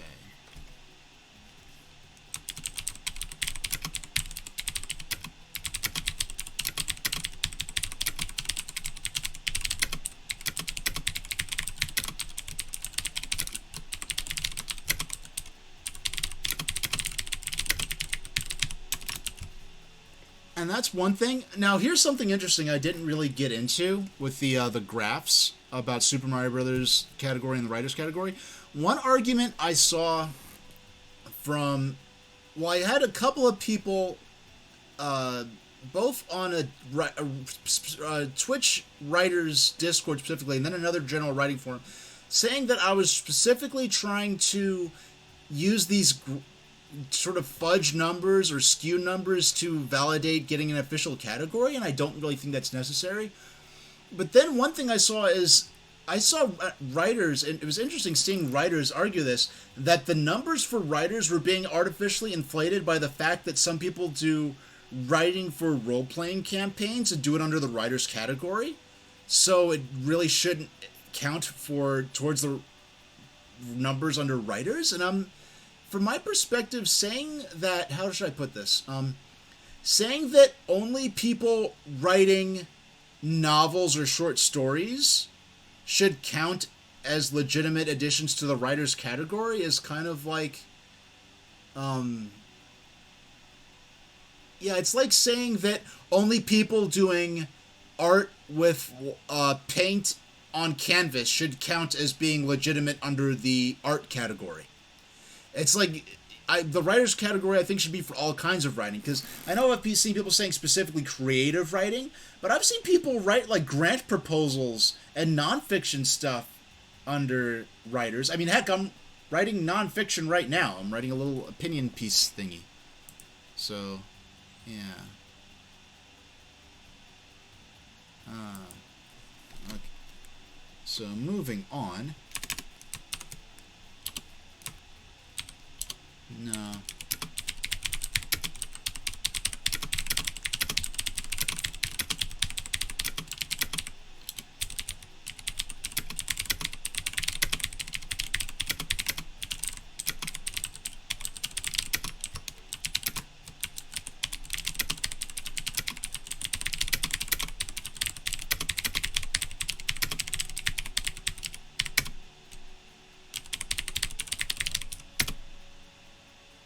Hey, Serial Walrus. Yeah, yep, this is the... I don't know how much I know you were there my last stream, but yeah, here's the proper debut of my my new Griffin avatar. This is going to be restricted to writing streams. My general gaming streams are going to be still face cam streams. But you missed earlier, I was playing Wordtress on Game Boy using my Analog Pocket, and it was the first time I played Wordtress, so I wanted to bundle in some, word or language themed games in with the writing stream. And right now I'm writing about writing on Twitch itself. And sort of my overview of the scene right now. So script writing. No, we could keep adding to this script writing. And I hope you like. Oh, you missed. If you look back on the VOD, you missed. I have a photograph of me using my Macintosh SE, one of the little Olds model black and white Macs, using it back in the early 90s as the first computer we had in my house, which I used to learn to write on, or used to type on. And so script writing, what other forms of... And that's another thing, script writing, there's so many... I mean, I was talking about this before, but there's so much weird snobbishness about writing. Like, for instance, like I do a lot of script writing stuff. You're not allowed to do script writing on fanfiction.net. You're not allowed to do second person or script writing on fanfiction.net. I wrote something like a little there's a second person Pokemon fanfic I wrote, and a couple of different people, I haven't put it out there widely, but two different people said that this second person, I've actually written a couple of second person Pokemon fanfics, and I've had people who've written them saying that it moved them nearly to tears or actually to tears. And then I post it on fanfiction.net, and I get warned, like, oh, second-person writing is not allowed under the terms of service. I'm like, are you kidding me? Second-person is a legitimate form of writing. You learn it in college if you major, like, in language. It is a legitimate perspective to write in. And then script writing isn't allowed on fanfiction.net. I've written, like, hundreds of episodes of stuff. Script writing is... There's no... That's also something you learn in college when you major in writing, or can learn in college when you major in writing. So the fact that I've seen a little snobbishness towards writing for role-playing campaigns is saying, like, oh, that doesn't belong in the writers category. It's they're artificially inflating the numbers for the writers category. I've seen snobbishness towards second person writing. I've seen snobbishness towards script writing. So I'm including all of that in here. So, yeah, script writing. What else? Script writing. Yeah. Oh yeah. Duh. Poetry.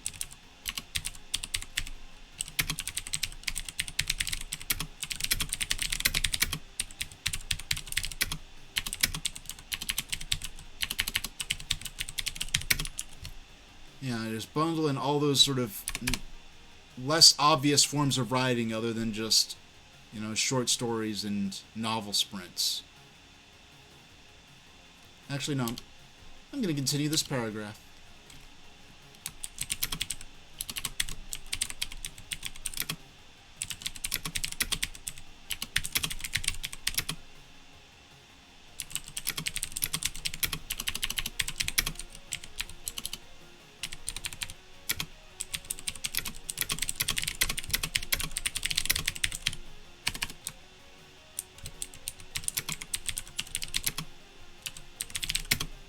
Oh, and Serial Wars, I know you said you liked my keyboard sounds, so I made sure that my mic picked them up good.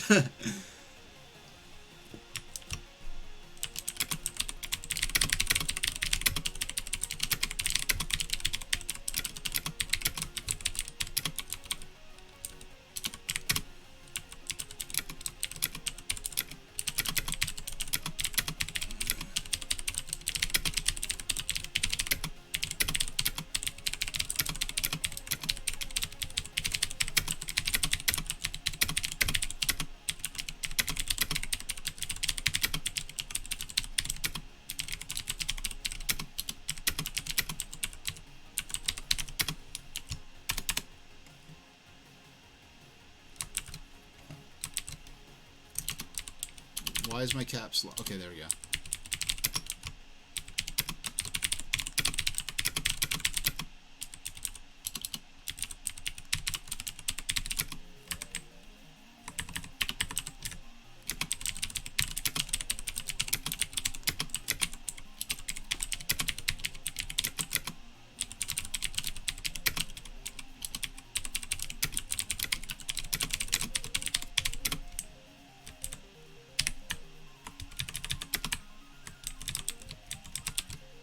Why is my... Yeah, I don't know why my insert key was on there.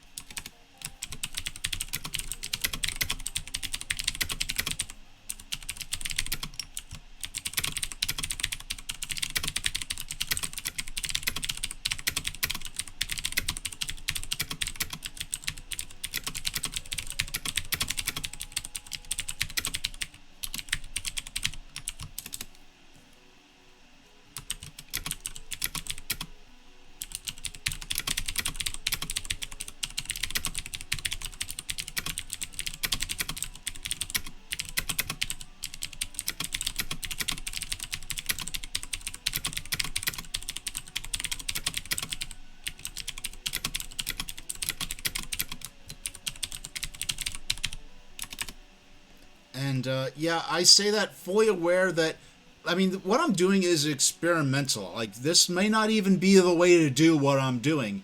I just want to try stuff that I hadn't seen being done already, and maybe help the process of figuring out what works and what doesn't.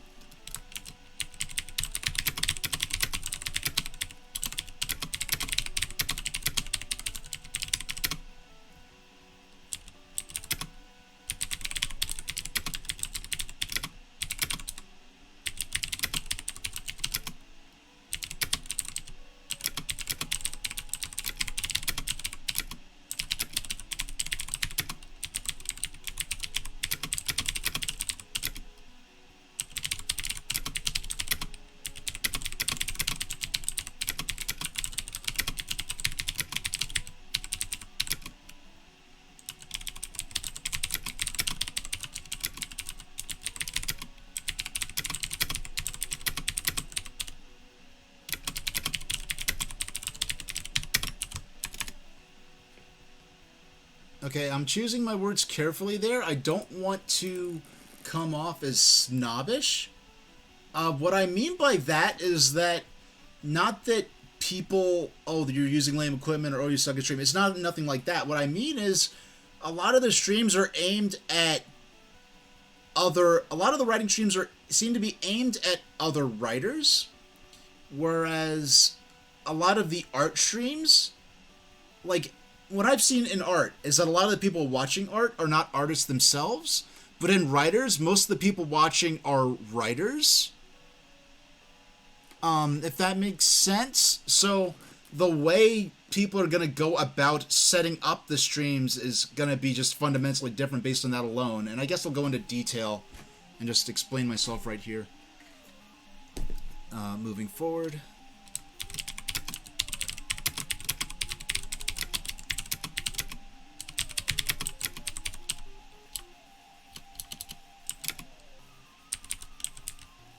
Once again, what point did I even make?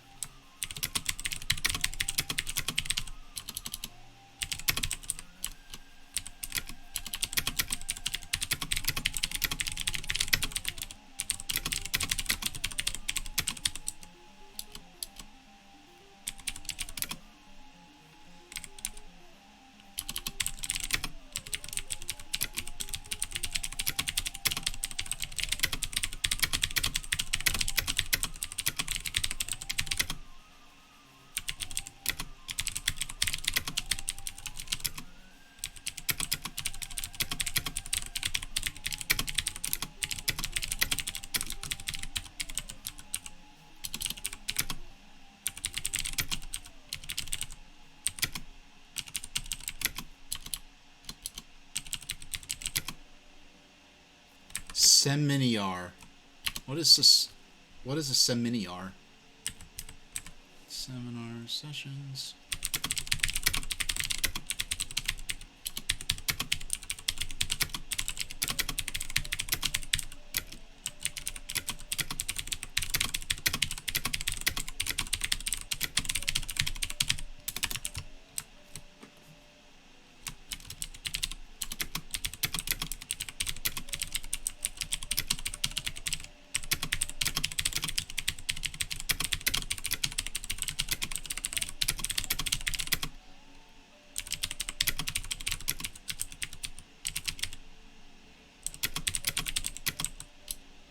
Yeah.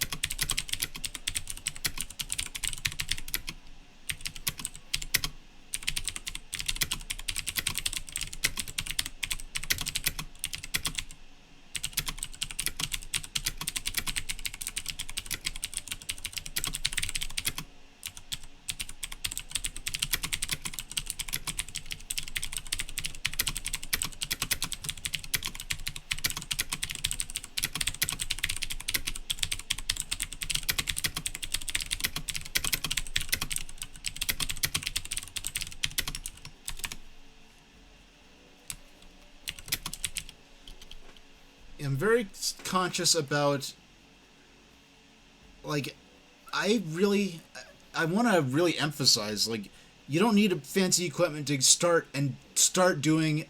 started streaming and doing a quality show. I tell people all the time, I have a stream deck, do not get a stream deck when you start out. Like, get a doggone standalone number keypad. Most broadcast software has tons of shortcuts you can map to number keys.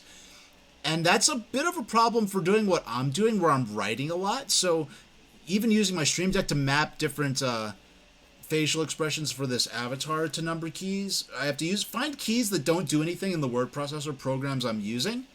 But you just use a keypad and have most of the same functions. You just have to memorize 1 through 9 a bit. So don't. I hope no one takes this as me like looking down on using simpler or less fancy equipment. And frankly, the microphone I'm using is like a microphone where people are like, "Oh, if you're serious about streaming, never use this type of mic." I'm like, "Okay, I've been using this mic for 3 years and I've been having a great time." So I don't know, but anyway.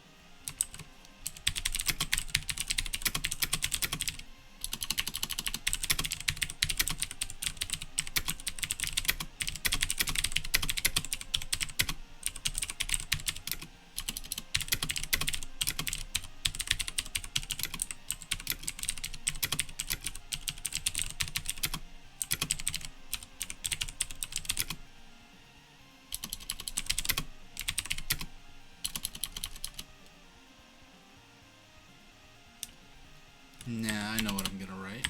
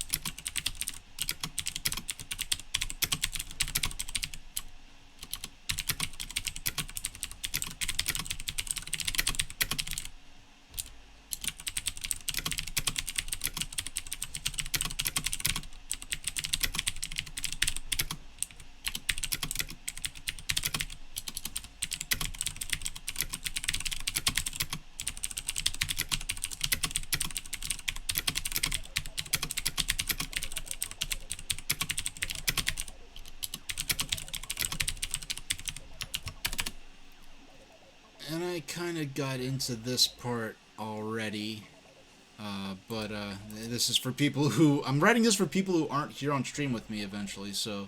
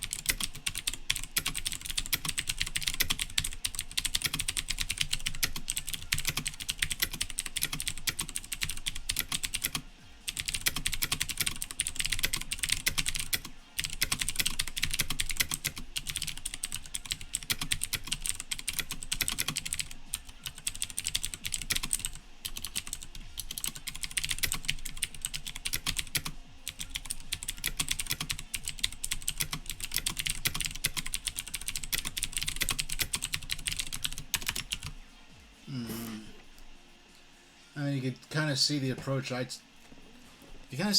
took with music so far. I sort of went for the ambiance thing. Now, I wanted to use a bunch of public domain classical music, but I can't use public domain classical music on Twitch because, yeah, even though the music is public domain, and like some college or community group might make a recording of that classical or romantic out of copyright music piece specifically to make a non-copyrighted recording available. If Sony Pictures like did a recording of that, they enter that into Twitch's or YouTube's copyright system, and then all performances of that music will trigger the same copyright warning. And it's like, okay, that just totally ruins the idea of a public domain, and it's kind of sad that I'm better off using music from old video games that no one cares about that I don't have permission to use than to use actual public domain material. That's very sad, and it's a huge failure of our legal system and our copyright enforcement systems. Okay, so moving on.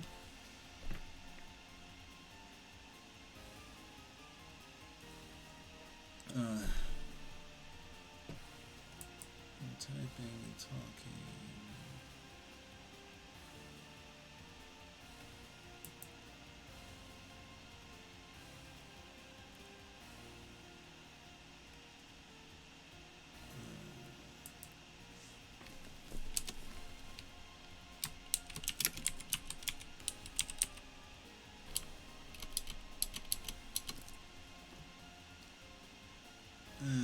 What do I want? I don't want to meander with this too long.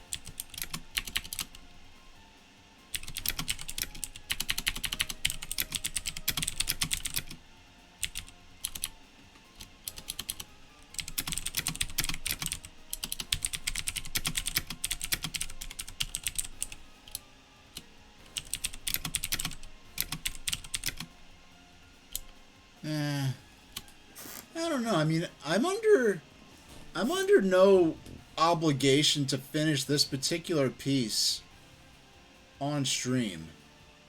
But yeah, I mean, this is a good starting point. I'm sort of tired of writing this for now, frankly, because I mean, I don't have to keep on going with this particular piece. I'll close that part off here, and I could just come back to this some other time on my own time off stream.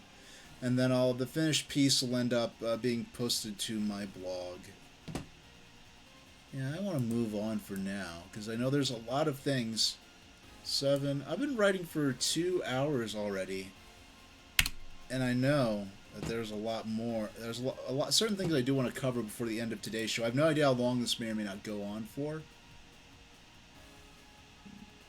But I want to talk a bit about, I don't know, just part of my creative process is, in addition to just writing, like when I'll write something, and in addition to just going through it and just reading through it over and over, I'll actually like just physically type it out. I'll especially in poetry, I'll write a line and then I'll rewrite a line, and I ended up coming to call it, yeah, proofwriting as opposed to proofreading. And so let's see. I want to take a swing at some poetry. And okay, let's go. And the thing is, nothing I start here, I may not necessarily finish it on stream. And I'm not sure how good I could even attempt to create poetry stuff on stream, because I've never tried it before. But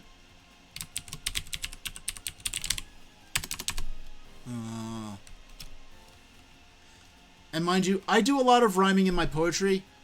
Poetry is not just rhyming. In a certain sense, I think rhyming is kind of overhyped in relation to poetry. A lot of the best poetry I've read and would love to be good enough and talented enough to write something nearly as good has no rhyming at all, but it's just something fun I end up doing a lot. But I really do think that rhyming is sort of overemphasized, where people just think that writing or poetry is just rhyming and nothing else. But I do it a lot, so please excuse me. Let's see. Lightning.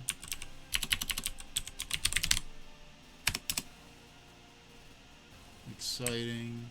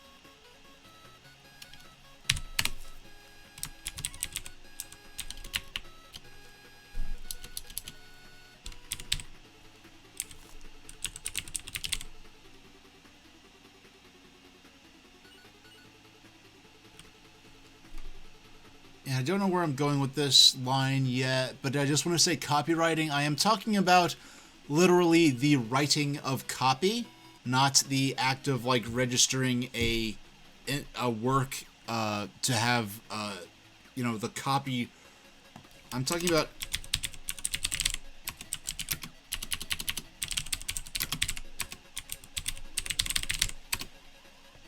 copywriting and copywriting are two very different things that are often confused with each other. So when I'll say like, "Oh, I'm into copywriting," they think I'm talking about registering things to have their intellectual property protected, and that's not what I'm talking about. I'm just talking about writing copy.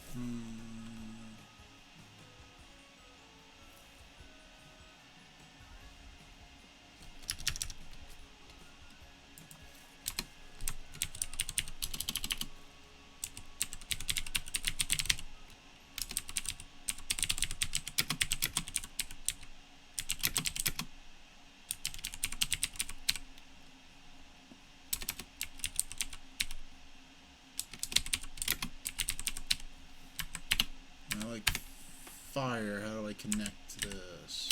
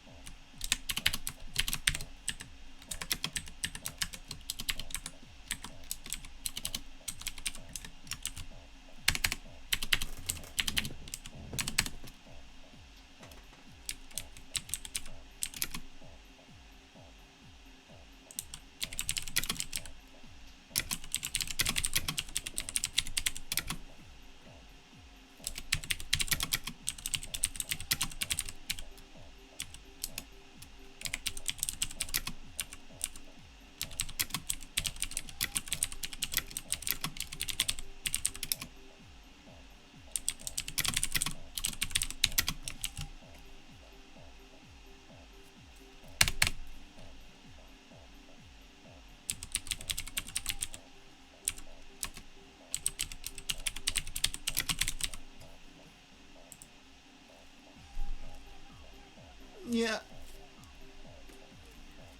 Hey there, Isaiah. Yeah, I just started, this is my first writing stream. I have no clue if anything I'm doing is working. I played Wordtress for Game Boy a while ago. It's the first time why? Why did I use sword twice? Samurai, I rhymed sword with sword. I rhymed sword with sword. Samurai sword. How about...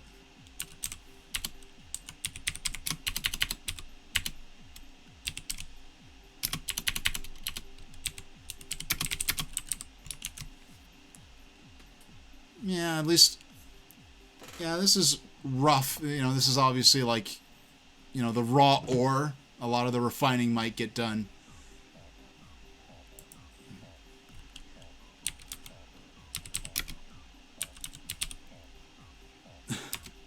Oh.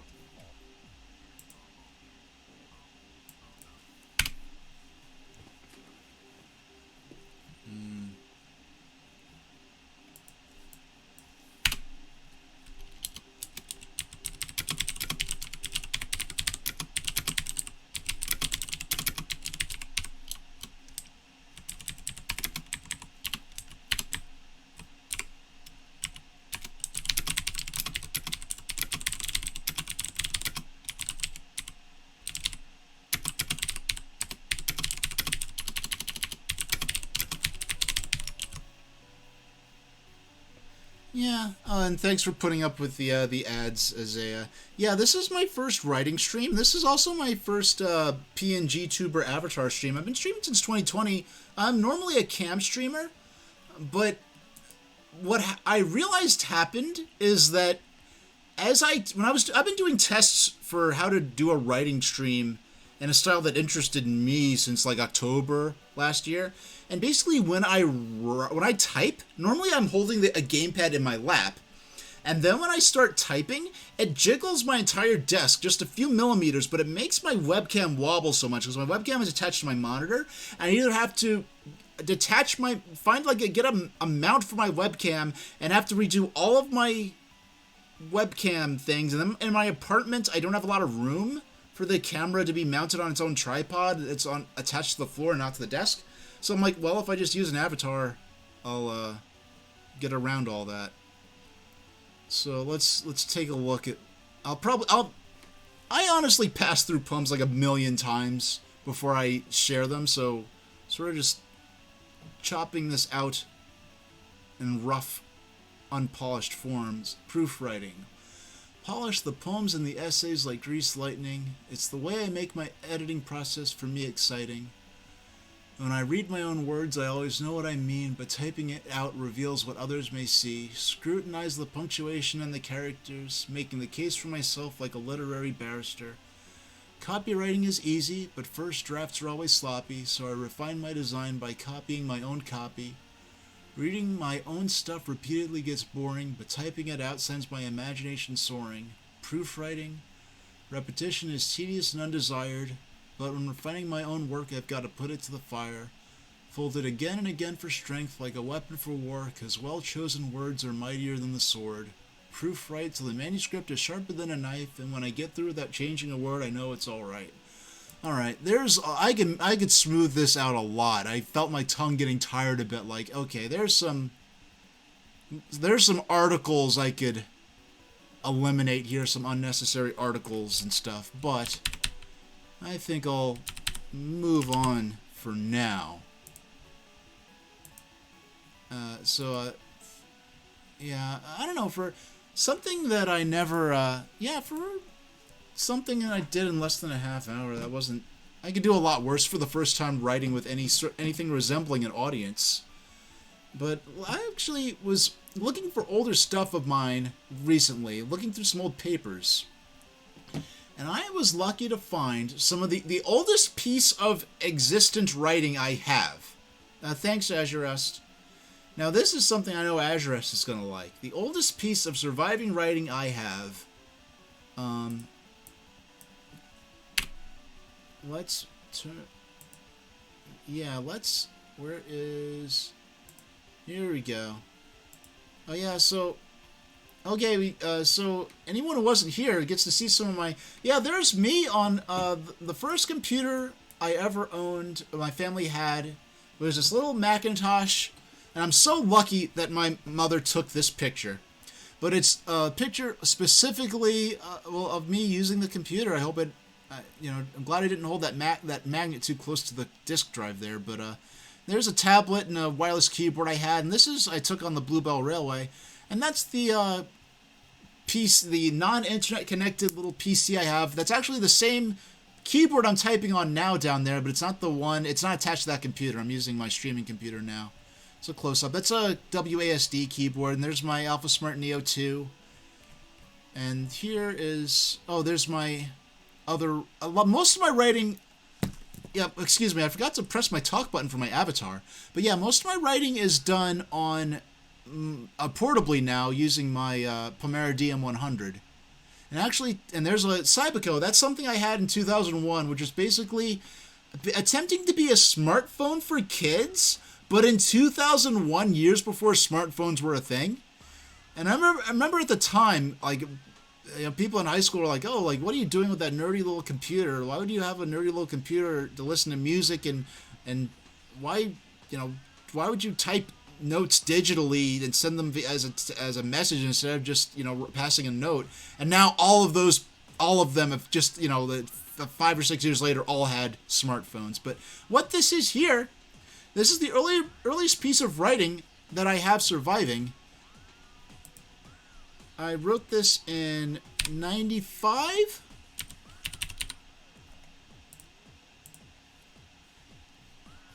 And I wrote this on my mom's typewriter.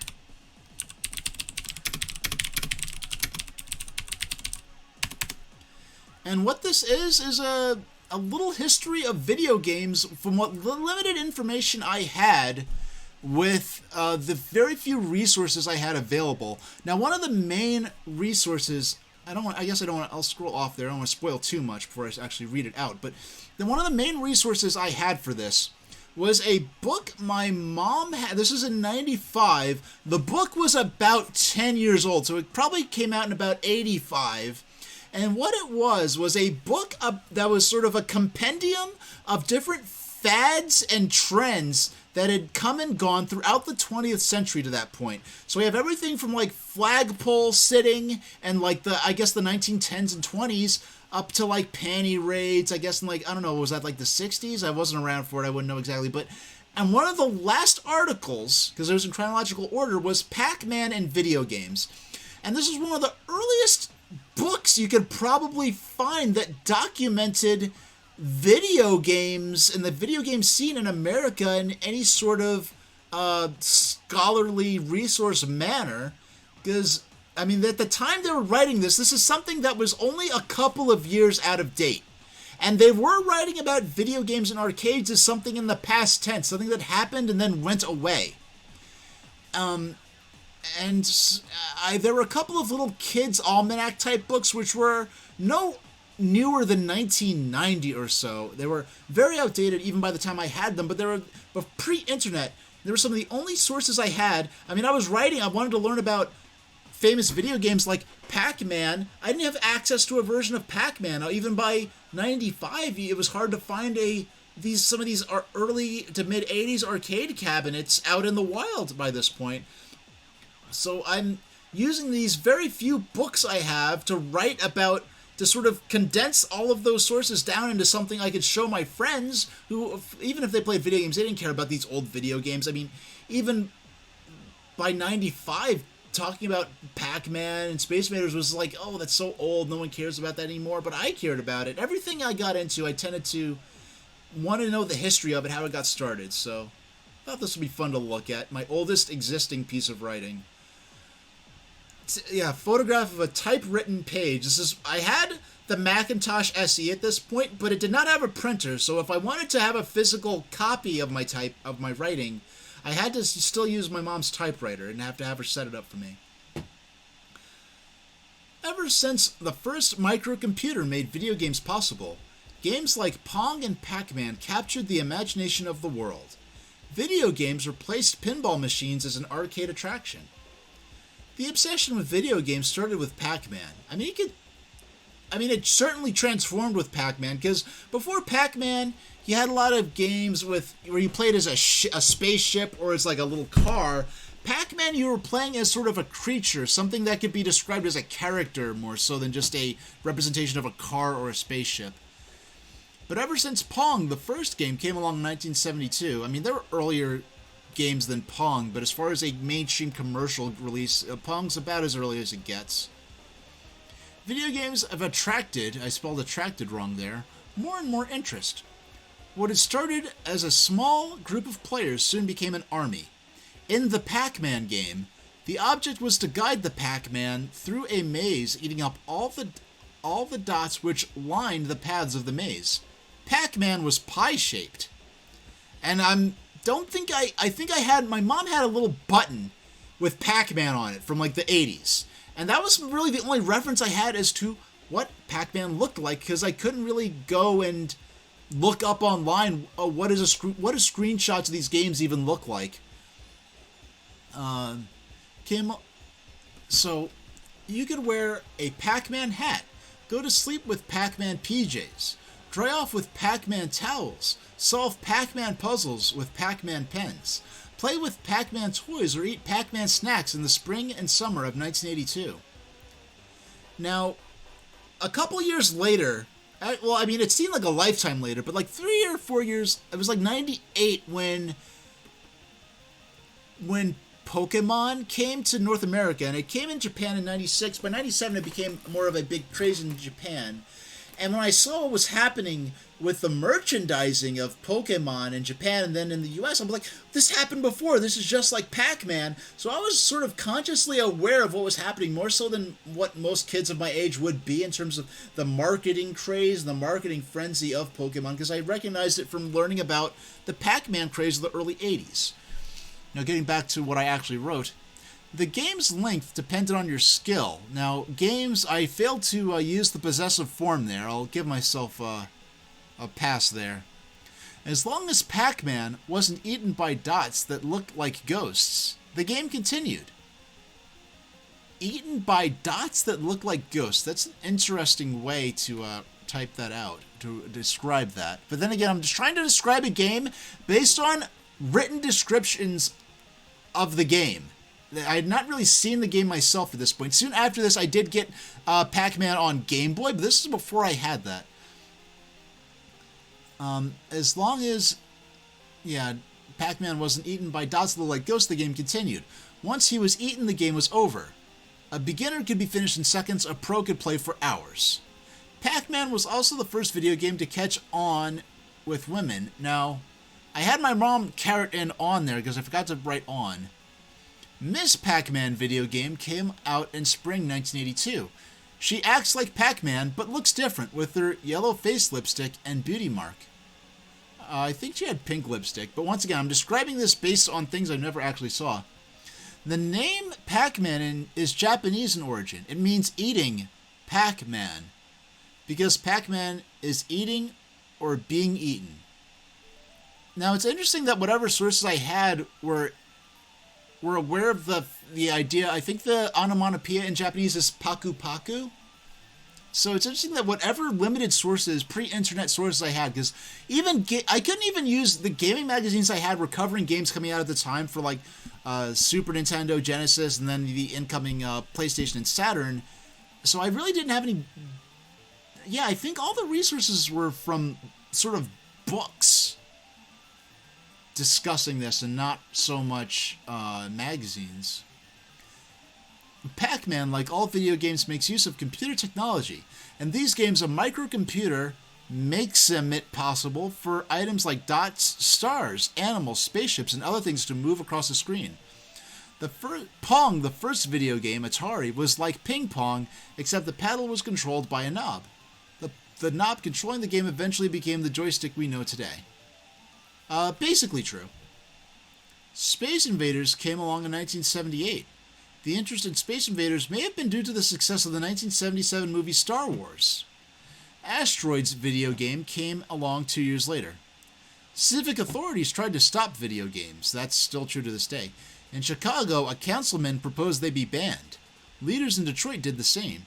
Proposals prohibiting video games in some way were made in New Jersey, California, New York, and Maryland. They are not only video games in arcades, but most recently in the growth of video games has been in the home market. I think this is because the original players of Pong and Pac-Man are the parents and computer inventors of today.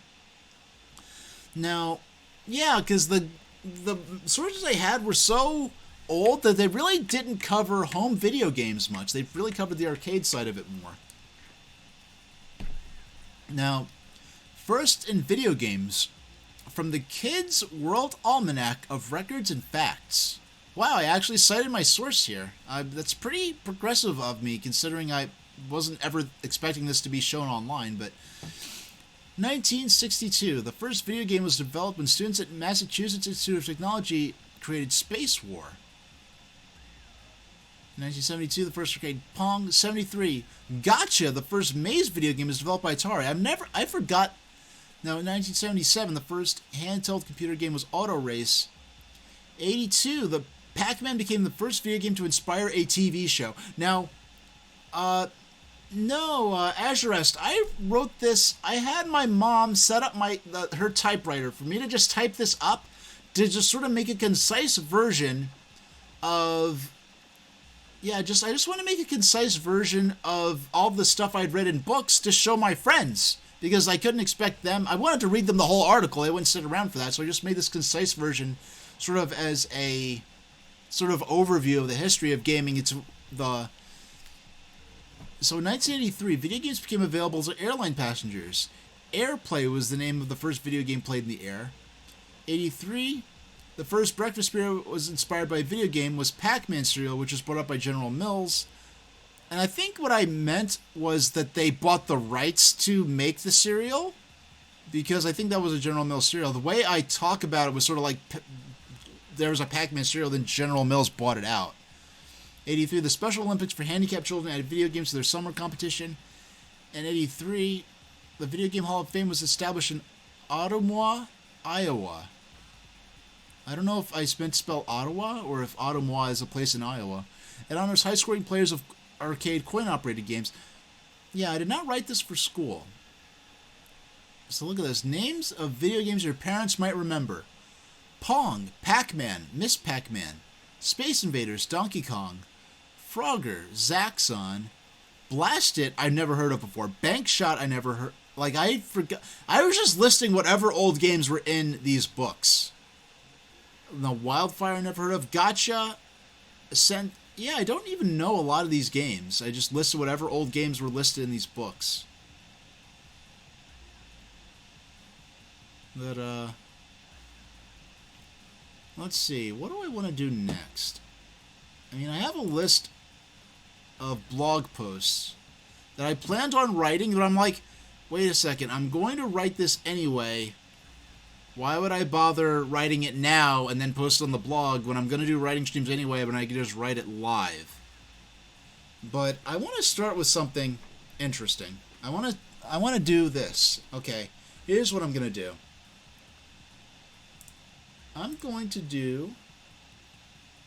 We're going to do a poll because I am going to share. I'm going to proofread out a transformation, a metamorphosis themed poem for you in a while. But we need to make a decision. Am I going to share a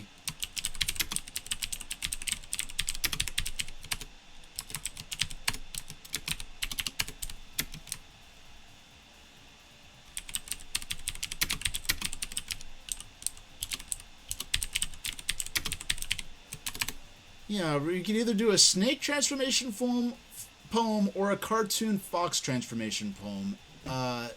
And yes, specifically cartoon fox, not even it's specifically cartoon. Now I never done this before. I'm gonna do this right now. And as you're saying, dreams begin reality. Look at me now. Yeah. Let's start a new poll. Okay.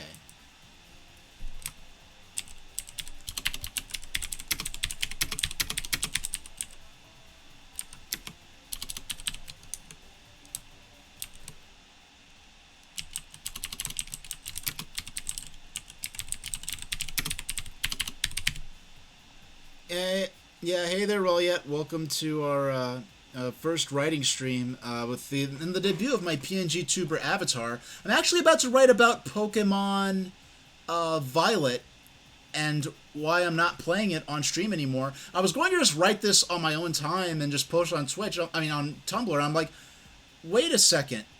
I could just go ahead and actually just write this live and then post it on Tumblr, and then it concerns my Twitch audience because I was streaming Pokemon Violet on Twitch anyway. My avatar is a Griffin.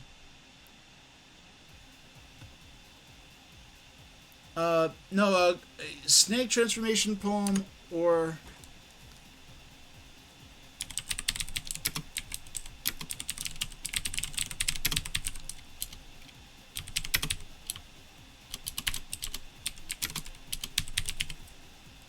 Okay, now excuse me, I will allow additional votes for...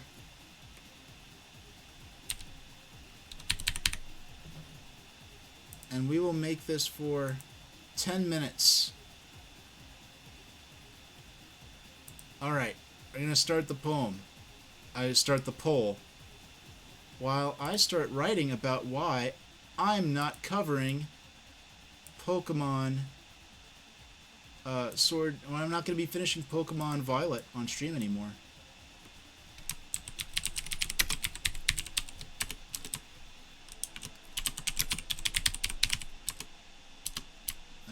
Let's see.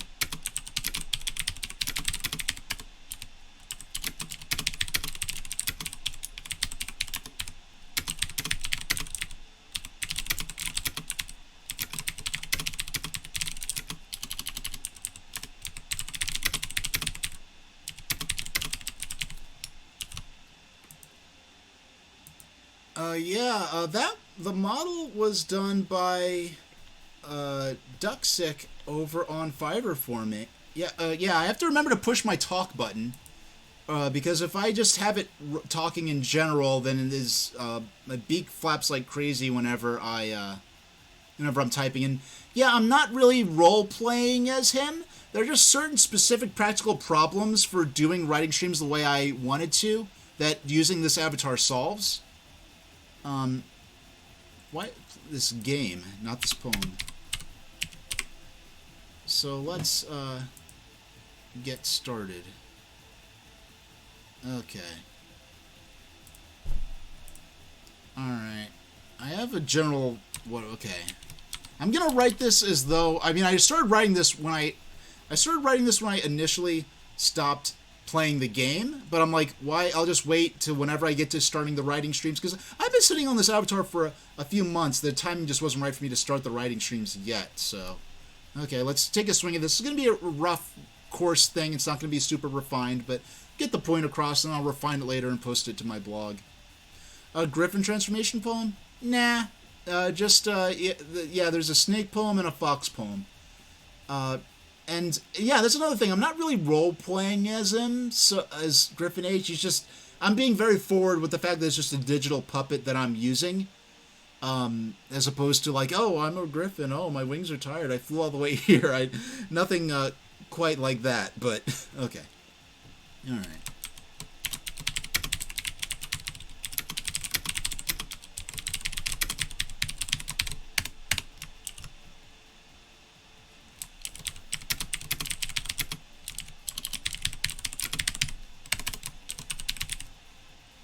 Yeah, everyone vote for whichever. I'm not peeking at the results till the end, so everyone support with your votes and channel points whichever you want me to recite. Now, the loser will appear in a later stream, just not today.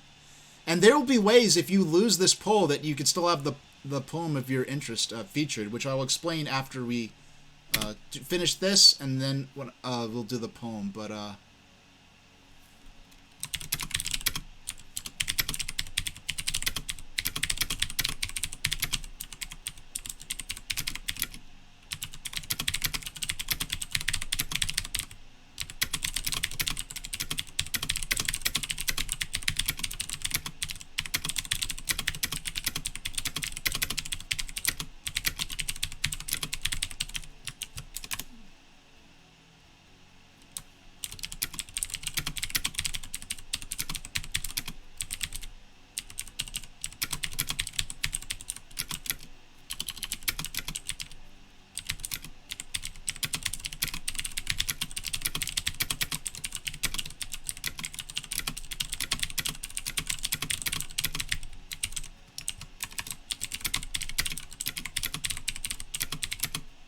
oops, I forgot. Hold on.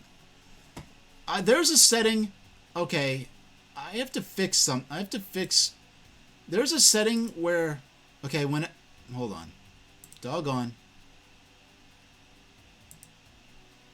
Okay, that's not supposed to happen. Okay. And now. Yeah, hold on. Okay. Alright, so that's how it's supposed to go. There's supposed to be... No, it is... yeah, it makes it look like the beak is making the clicks. I have it set up so that there's a talk button, and throughout most of the stream, when I talk, I'm holding a specific button, and then when I'm not talking, he just sort of vibrates a bit, like when I'm typing. But something about I think it's something in VideoTuber that keeps resetting it, so that when I'm typing, his mouth just goes bananas. And for the most part, that hasn't happened. And most of the problem is when I forget to hold the button while I'm talking. But yeah, this whole operating a digital puppet thing is still getting the hang of it. But the gem was...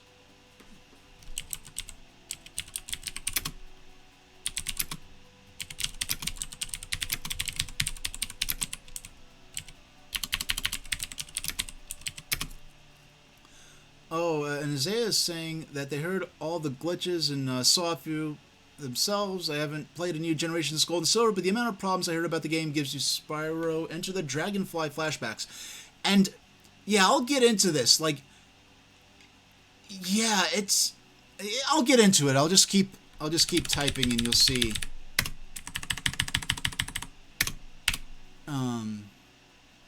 Gem.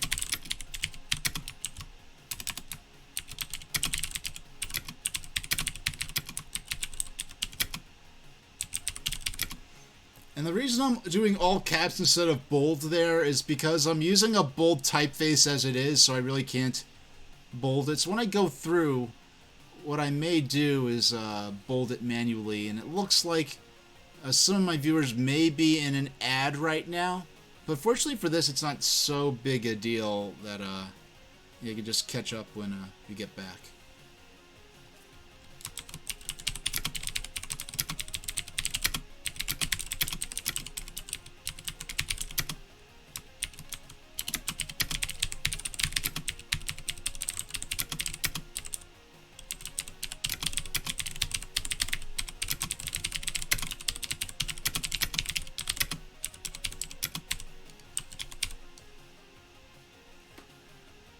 Oh, and it looks like Cartoon Fox Transformation Poem won the poll. So let me alright.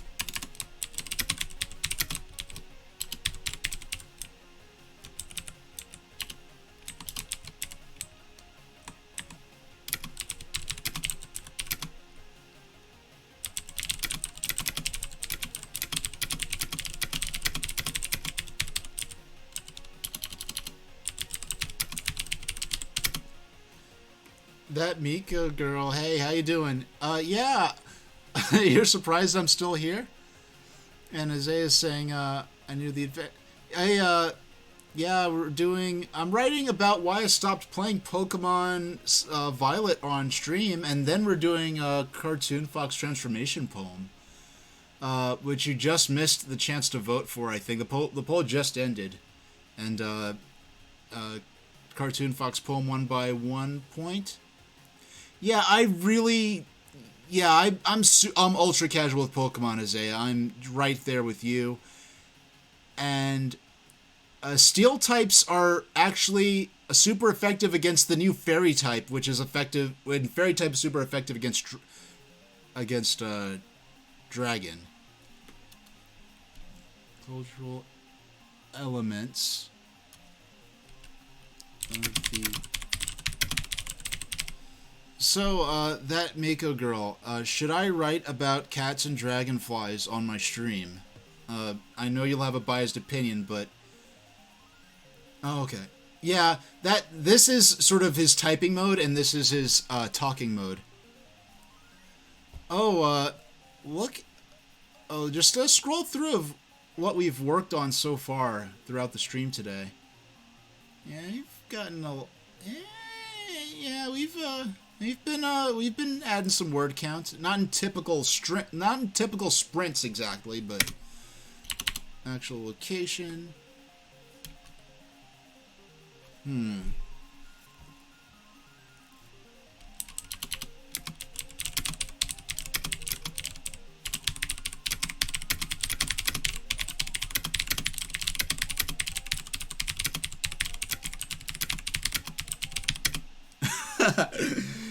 Yeah, it might be jarring for those not familiar with them. No, I mean, if I would introduce them in context, I wouldn't just sort of out of context introduce them. I'd start in the context of the full story. Cat and Dragonfly are nice. It's not as gratuitous as it could be perceived if I were just to write out of context about them. But anyway, Mako knows what I'm talking about. No one else does. Don't worry about it. But continuing on. Yeah.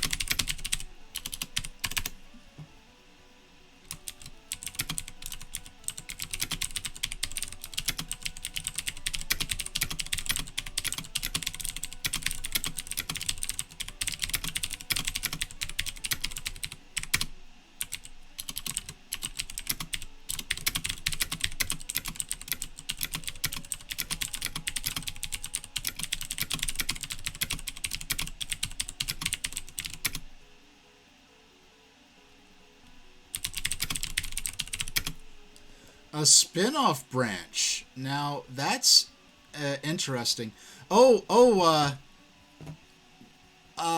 Yeah. So I have to show you. You're gonna love this. You want to see little baby H learning to type? Hold on. Well, I'd already. The reason I know to type, I can type like I do is. Yeah, we'll scroll up here now. Oh no, where's show and tell? Where's show and tell? Here we go, show and tell. Oh yeah, so I shared this. Now I know my mouth isn't moving here because I'm in the word processor, but yeah, so I talked all about this. Yeah, this is a printout of the oldest thing I'd ever written. A typewritten thing about the history of video games from 1995. Here's some device, a handheld device I used to write with back in 2001. There's my word processor. You know all about that. But here, and there's the PC I use for writing on the desktop. There it is. There's little kid H on my Macintosh SE. That as soon as I was diagnosed, at the university hospital. My parents were soon able to get this computer, and I immediately started drilling typing on this, so I would be able to use this to, sort of overcome sort of the deficit in my fine motor abilities. So I could type pretty fast now, which I'm very grateful for. Yeah, that computer had nothing on it but the word processor and the. Yeah, nothing on it but the word processor. But I was more than happy with just the word processor. Playable characters' animation does not act as though they are interacting with the olive ball, and I would go as far as to say that it appears that the ball... No, incomplete thought there.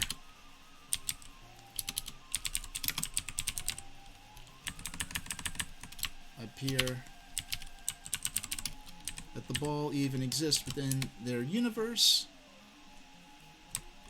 And here's the thing. I've seen a lot of people saying, oh, it's Nintendo Switch. It's the least powerful console. What could you possibly expect? And here's what I have to say to that.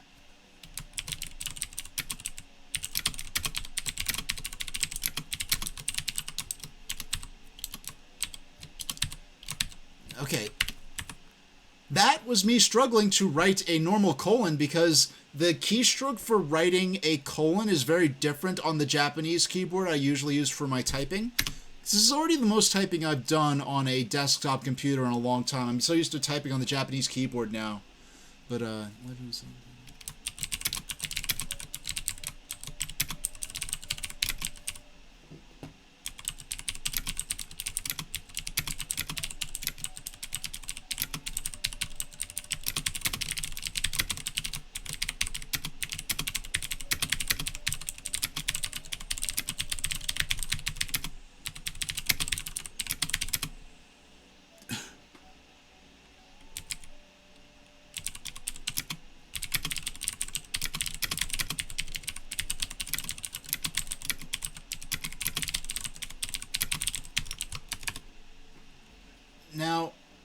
it's funny, when I wrote that, let's see, that was 95.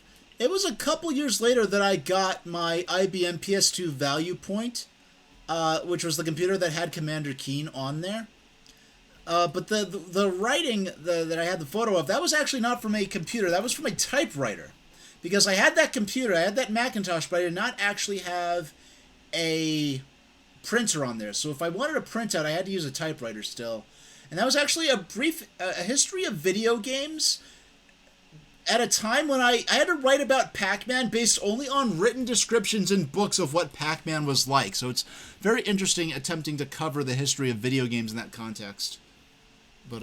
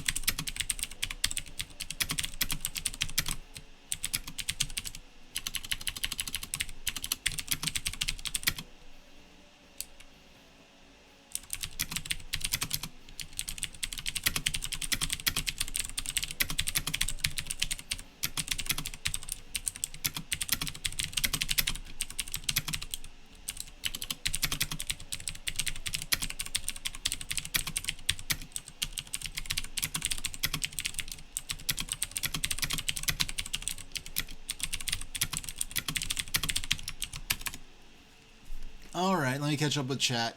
And yeah, I did it anyway.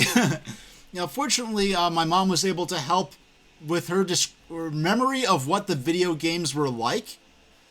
Because this is definitely pre-internet for me. And Isaiah is saying, I also heard the PSP didn't fare as well, yet Kingdom Hearts Birth by Sleep still runs perfectly. The loading times can be a bit laggy, but the gameplay is great.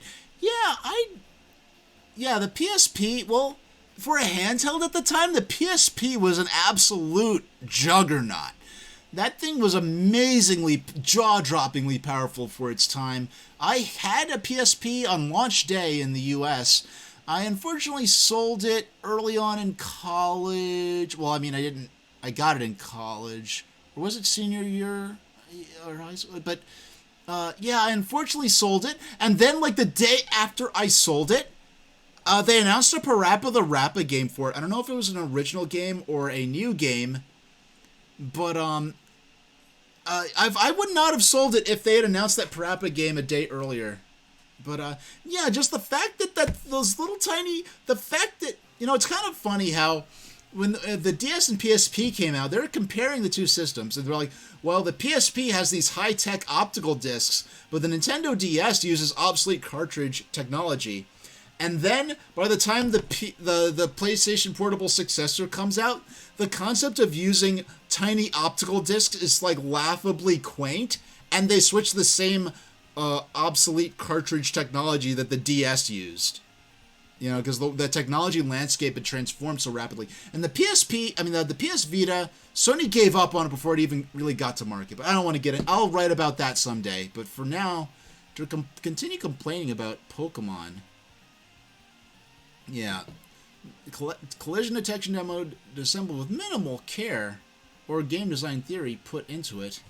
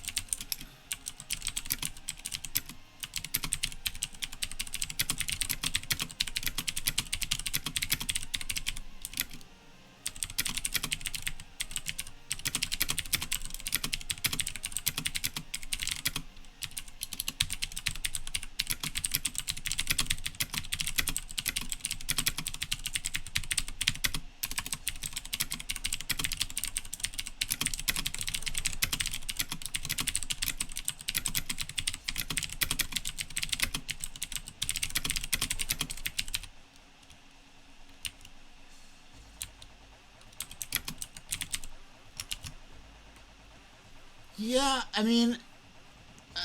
it's kind of a funny thing to complain about, but it's just like, if that was the only thing wrong with this game, I'd never think to write about it, but it's just all these little things like added together that made it and the lack of a timer an issue. Um,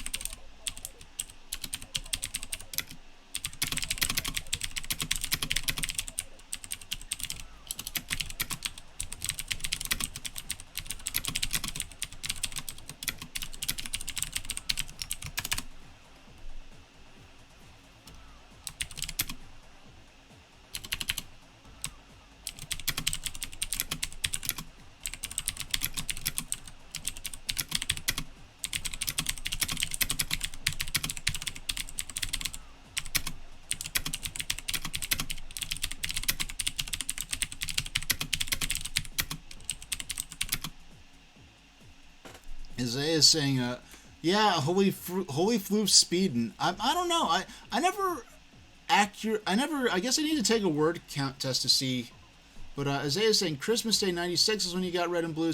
Spent the ride to your aunt and uncle's house using Charmander to burn every wild Pokemon in sight. That was a similar experience to my first experience with Pokemon.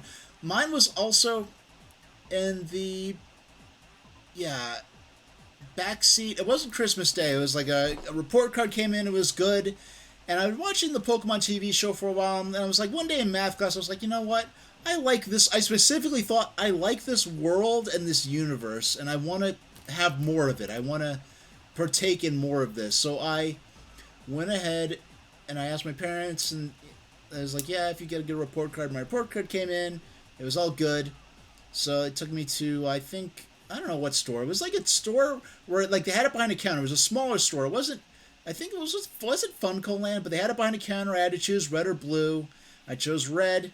I just remember opening the box and, the manual being styled. And this was the only original, like the only Game Boy game I got brand new. All my other Game Boy games had been pre-owned. So it was the first time I unboxed a brand new Game Boy game. And I remember noticing the new cartridge smell, that crisp little case that came in. Now, I have to stop talking because this is stuff I should be writing about, so... Well, you see, I don't even want to write about how much I don't enjoy Pokemon Scarlet and Violet, but let me go in. But my final straw, that's what I was going through, my final straw.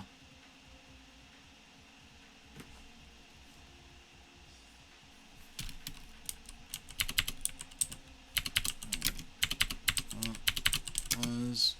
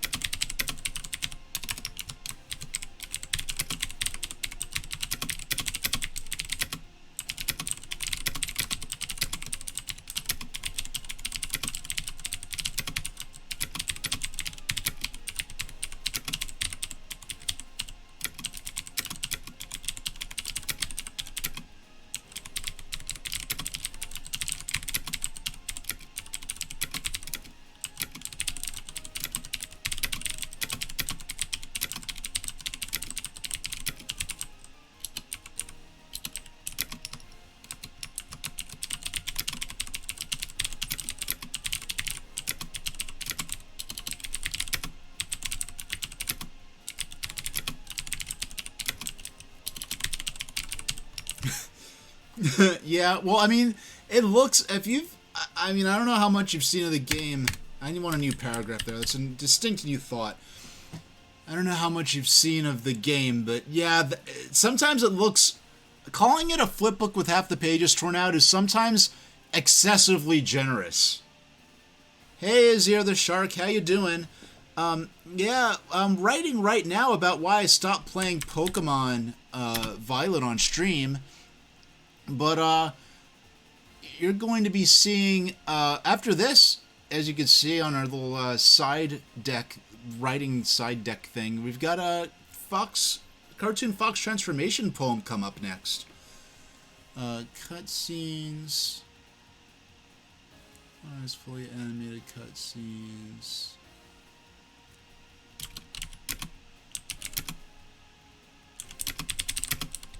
Oh, what? I'm typing.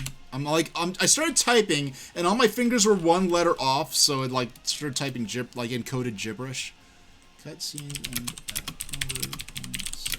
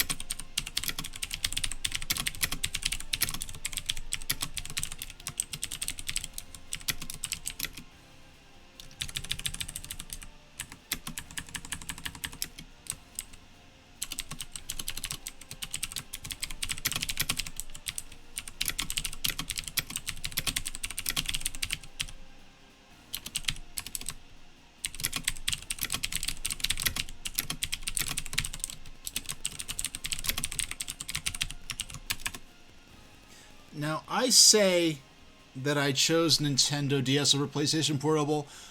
I did own both systems. I was really team handheld gaming in general. I was just excited at the time that handheld gaming was advancing so rapidly with both DS and PSP. But for the purposes of my article here, I'll say that I ultimately sold my PSP while keeping the DS. So I'll keep that, even though it's technically, I did own both systems, but...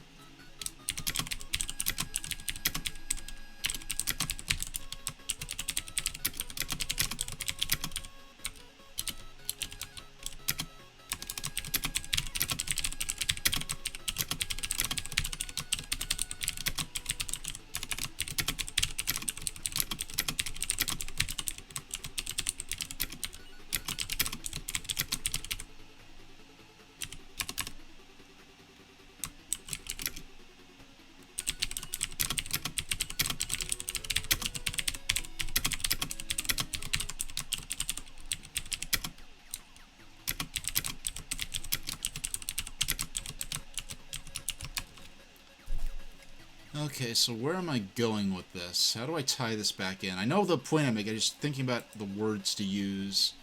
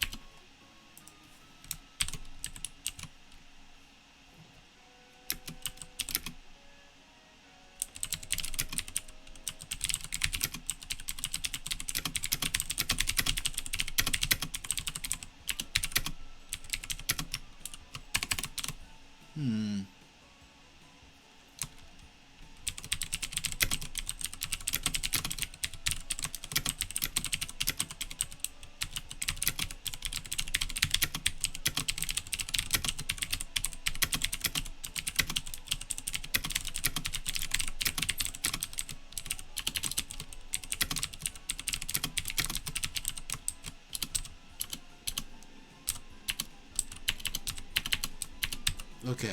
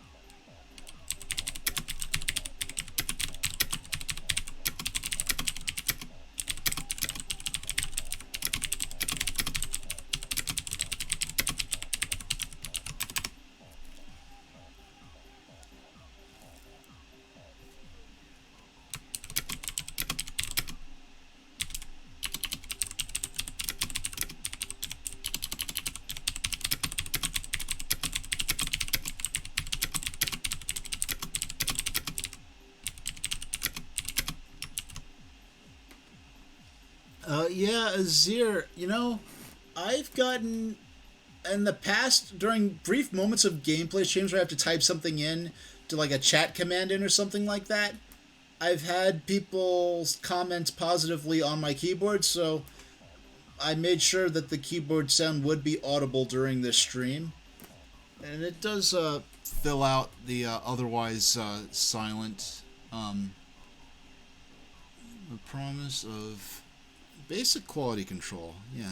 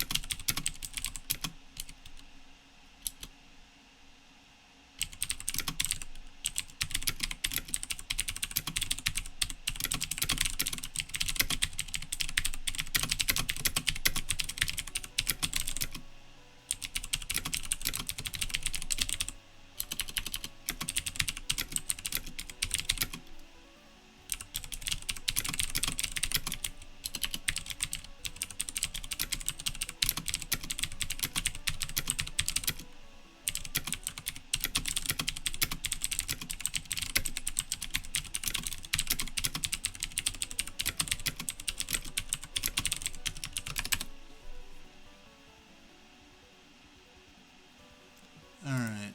Let's I know things okay, Pokeball. That's one thing I can think of that broke with this game. What else?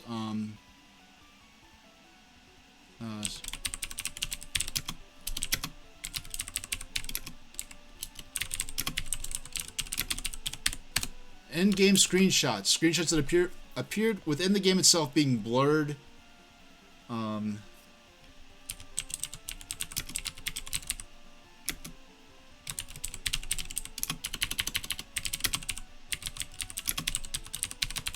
Yeah, seizure flicker. Oh, shadow flicker posing a seizure hazard. Just listing some of the things points I want to touch on. Okay.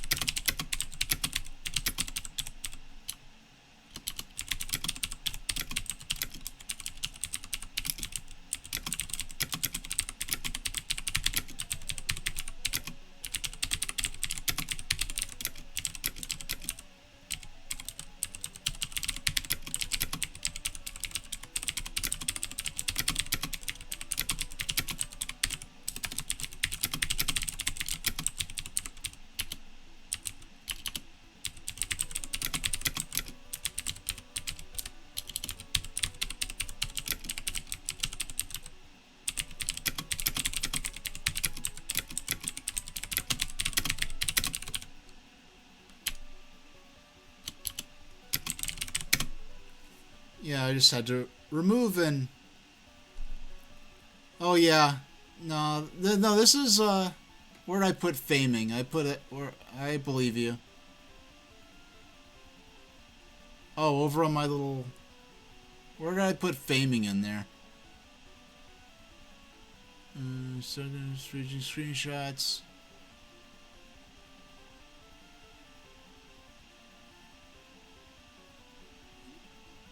This games, the gaming community. Oh, I put, yep, there it is. Good looking out. Yeah, this is, yeah, typing this in real time, you're gonna get typos and stuff like that. And even when I'm going to, yeah, I'm gonna have to go through several passes before I actually post this on, any place to be read, you know, as its own piece and not to, like, watch the live process of it being created. And yeah, I was about to put in, this is something appropriate for a work-in-progress demonstration of the game at a trade show like E3, and then I realized, like, oh yeah, E3 isn't a thing anymore. And rest this demonstration of the game. Not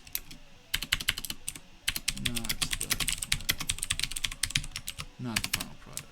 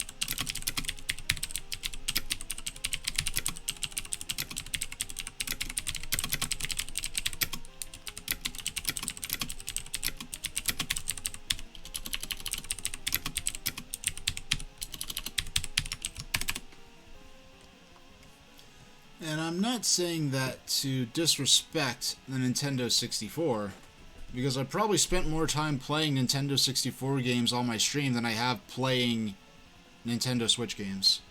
No, I actually can say that with great certainty.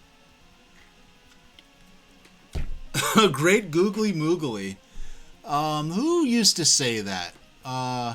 Maggie and the Ferocious Beast. Didn't the Ferocious Beast used to say great googly moogly all the time? But I'm not done. I'm not done, Nico. Let's go.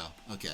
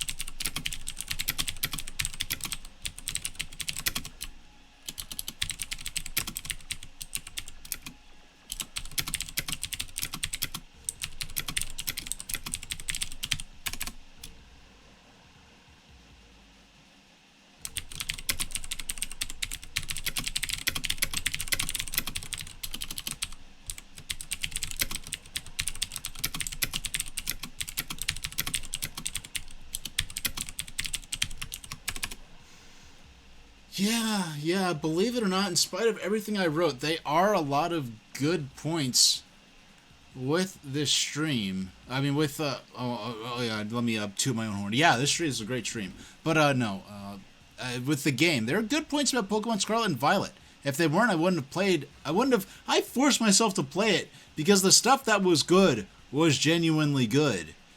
But it clearly, I mean, needed more time in development. It was literally half-baked.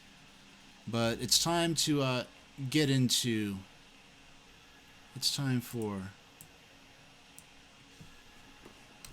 Yeah, I think we're going to close the stream out at this point. And mind you, of all the bullet points and topics for stuff to write about, or there are even entire mechanics to the stream that I don't even... yeah, I'll save that for the next writing stream, which I have not announced a date for yet.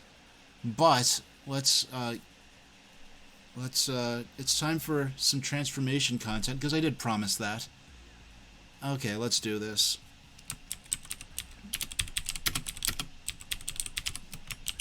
the winner of today's poll.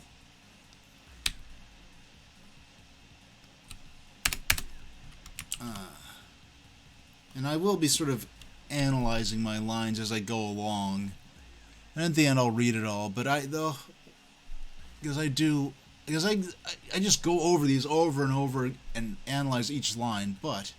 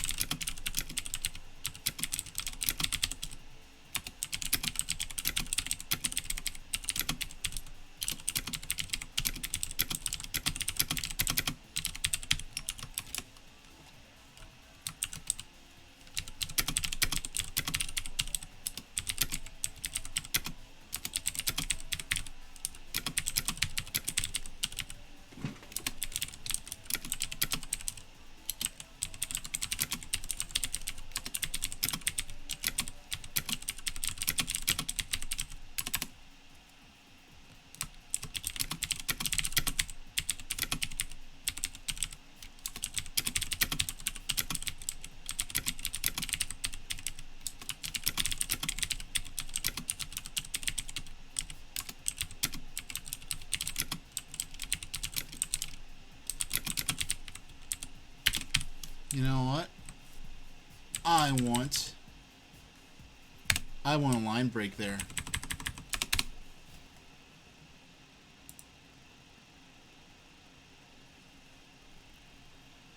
What? I said, yeah, I didn't misrepresent. Oh yeah, you weren't there for the poem. I actually said, like, I was gonna share one of these. I'm not. I'm gonna be doing new stuff too, and I've already made an edit to a line break.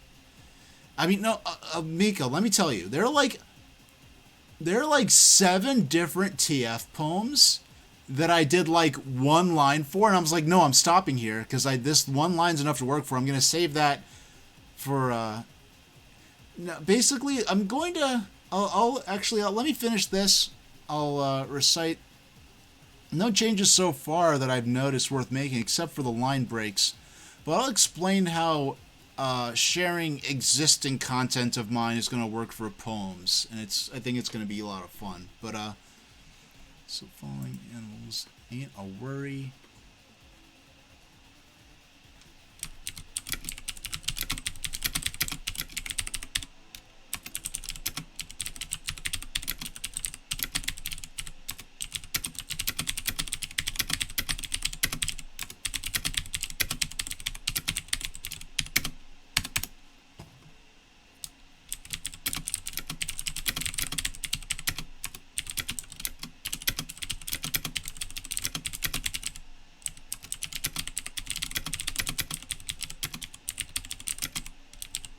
I want a new line break.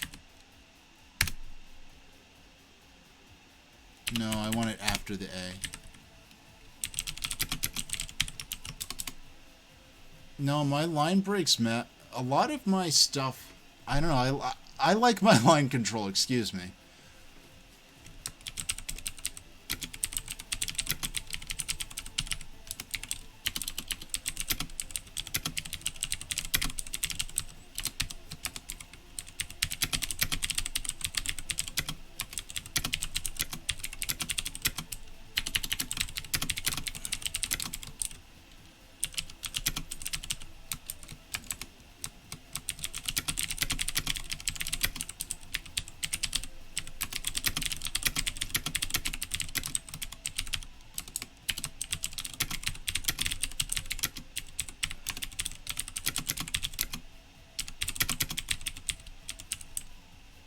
How did I forget a comma right there?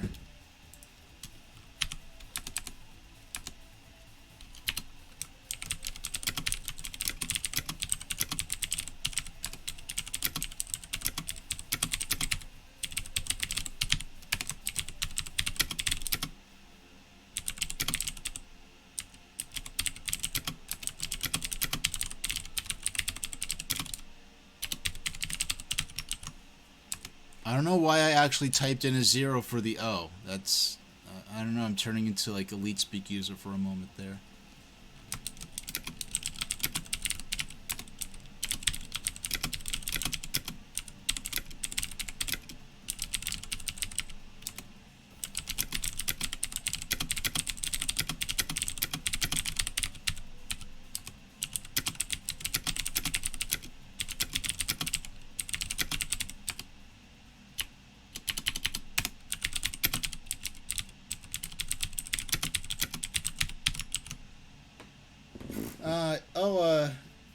Isaiah, you like the coyote line? Yeah. Oh, thank you. You know, okay, this right here. Yeah. So stoke the fire of your engine with anthropomorphic fox coal. It took so much restraint to Sleepy Much.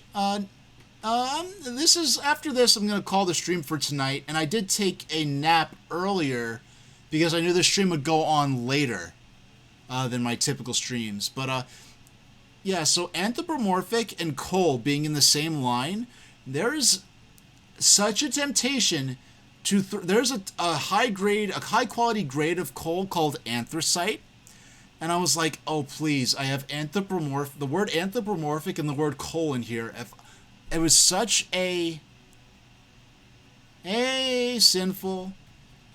Yeah, we're talking. Yeah, yeah. Hey, yeah, we've got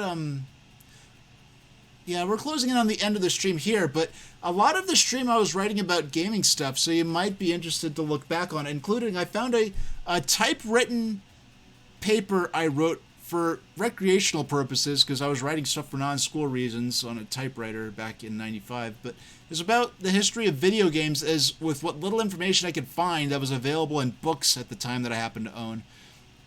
Yeah, anthracite. But yeah, we're just gonna stick with. I just had to keep moving, just let it keep flowing. Don't stick on the opportunity to.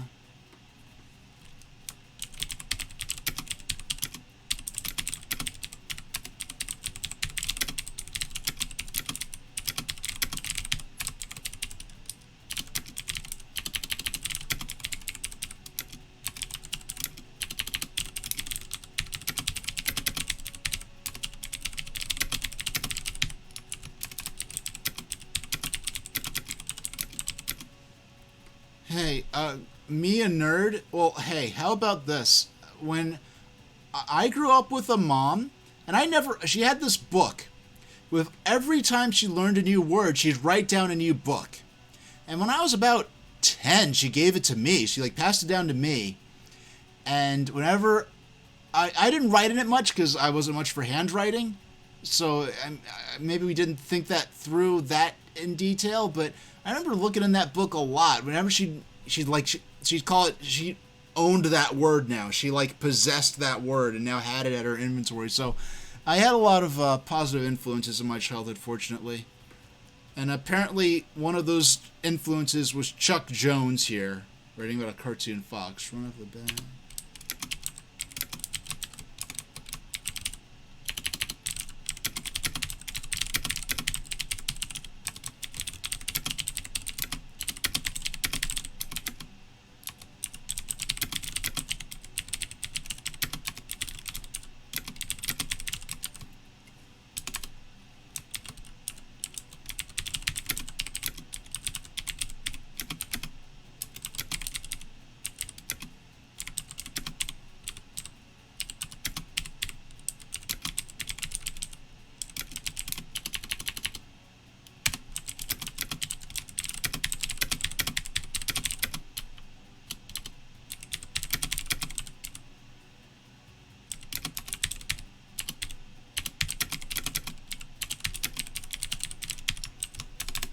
Yeah.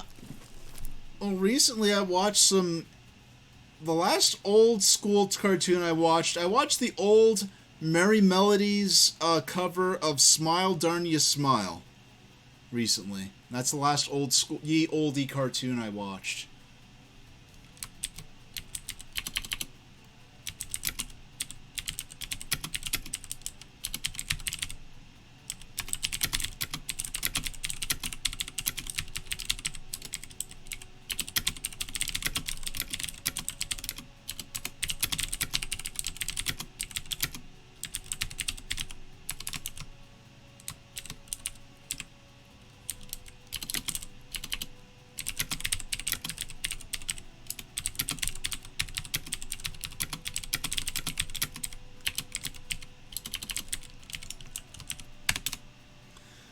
Yeah, that was the song they did that super fruity, cheery uh, cover of. It was featured a couple of times in Who Framed Roger Rabbit.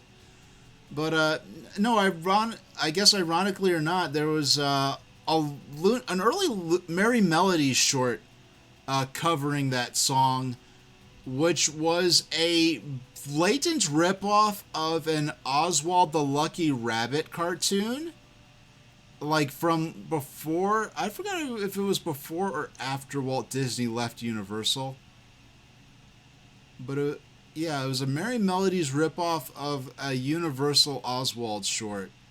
The original was not a cover of any song, but the Merry Melodies version was based on Smile Darn You Smile.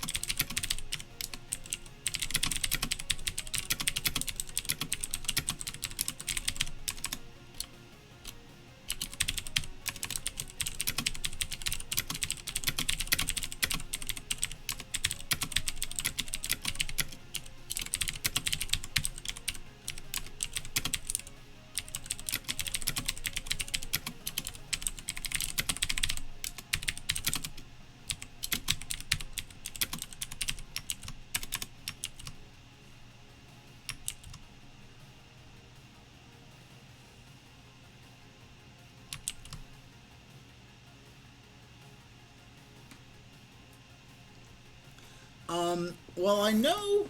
Well, anything that would have appeared in Merry Melodies would have been something that would have been owned by Warner Brothers at the time.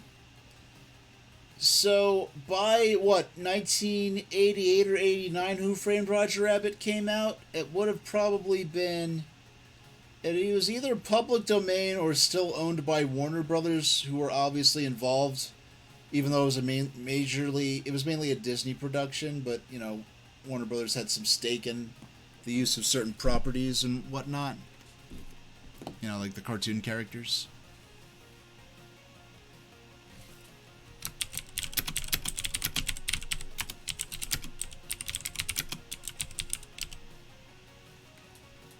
Roger Rabbit was a Disney production, and it was based on a novel that was not Disney related. It was just a unique novel.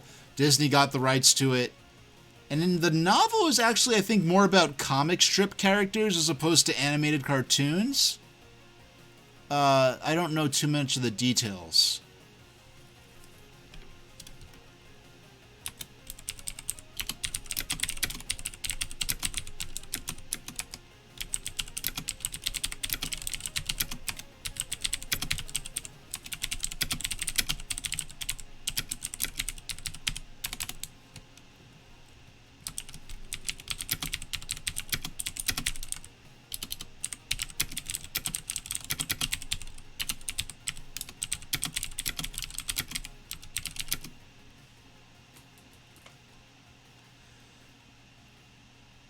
Yeah, yeah. There's like, I wasn't gonna go into detail since I didn't actually read it.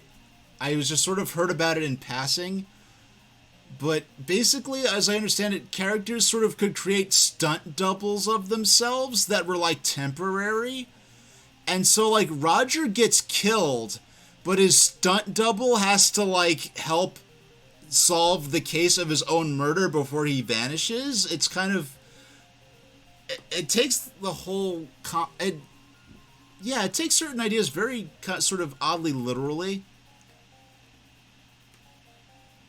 Um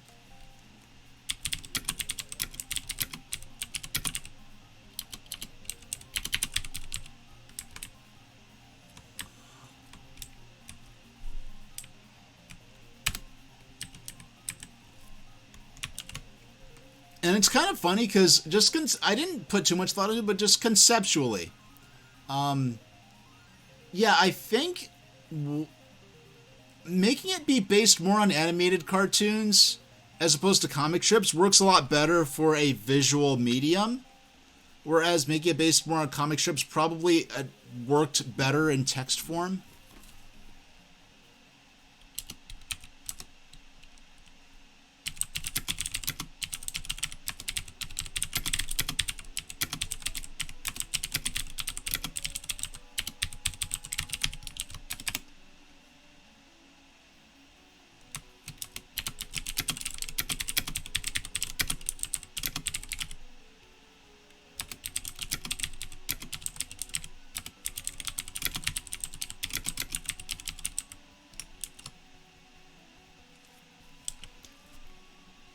So, Isaiah, the question I'm most fascinated by is the novel have as much focus on the public transportation dismantling conspiracy as the movie does? Because I know certain people who like absolutely despise the Who Framed Roger Rabbit film, saying that it's public transportation propaganda and is trying to like make kids hate car ownership. And I'm like, okay, fine. It's about a yeah. There's also like a cartoon rabbit in it. You don't take it too seriously, and even so, like, what's wrong with streetcars? Seriously, people. But anyway.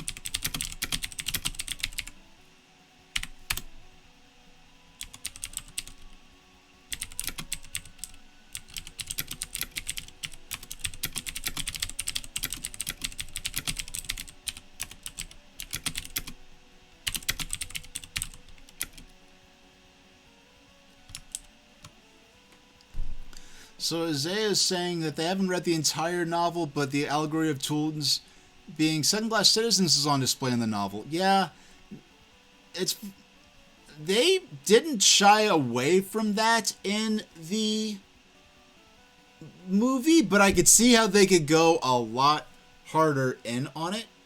And Isaiah, I tried years ago, like maybe 15 years ago, I tried finding a copy of that novel. I could not find a copy anywhere. Like it seems like it's been out of print for a long time, and the copies that were up were sort of being obviously fought over, and I'm like, yeah, I'm out.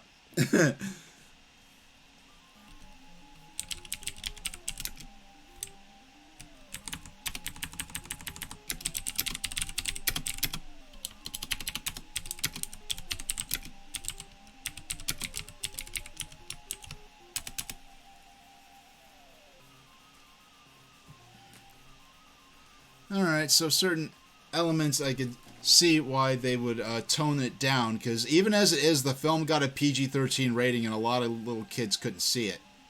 But I had a cool mom who would let me see it because all the stuff that wasn't appropriate for a little kid were things that just went through one ear and out the other without leaving any sort of impression.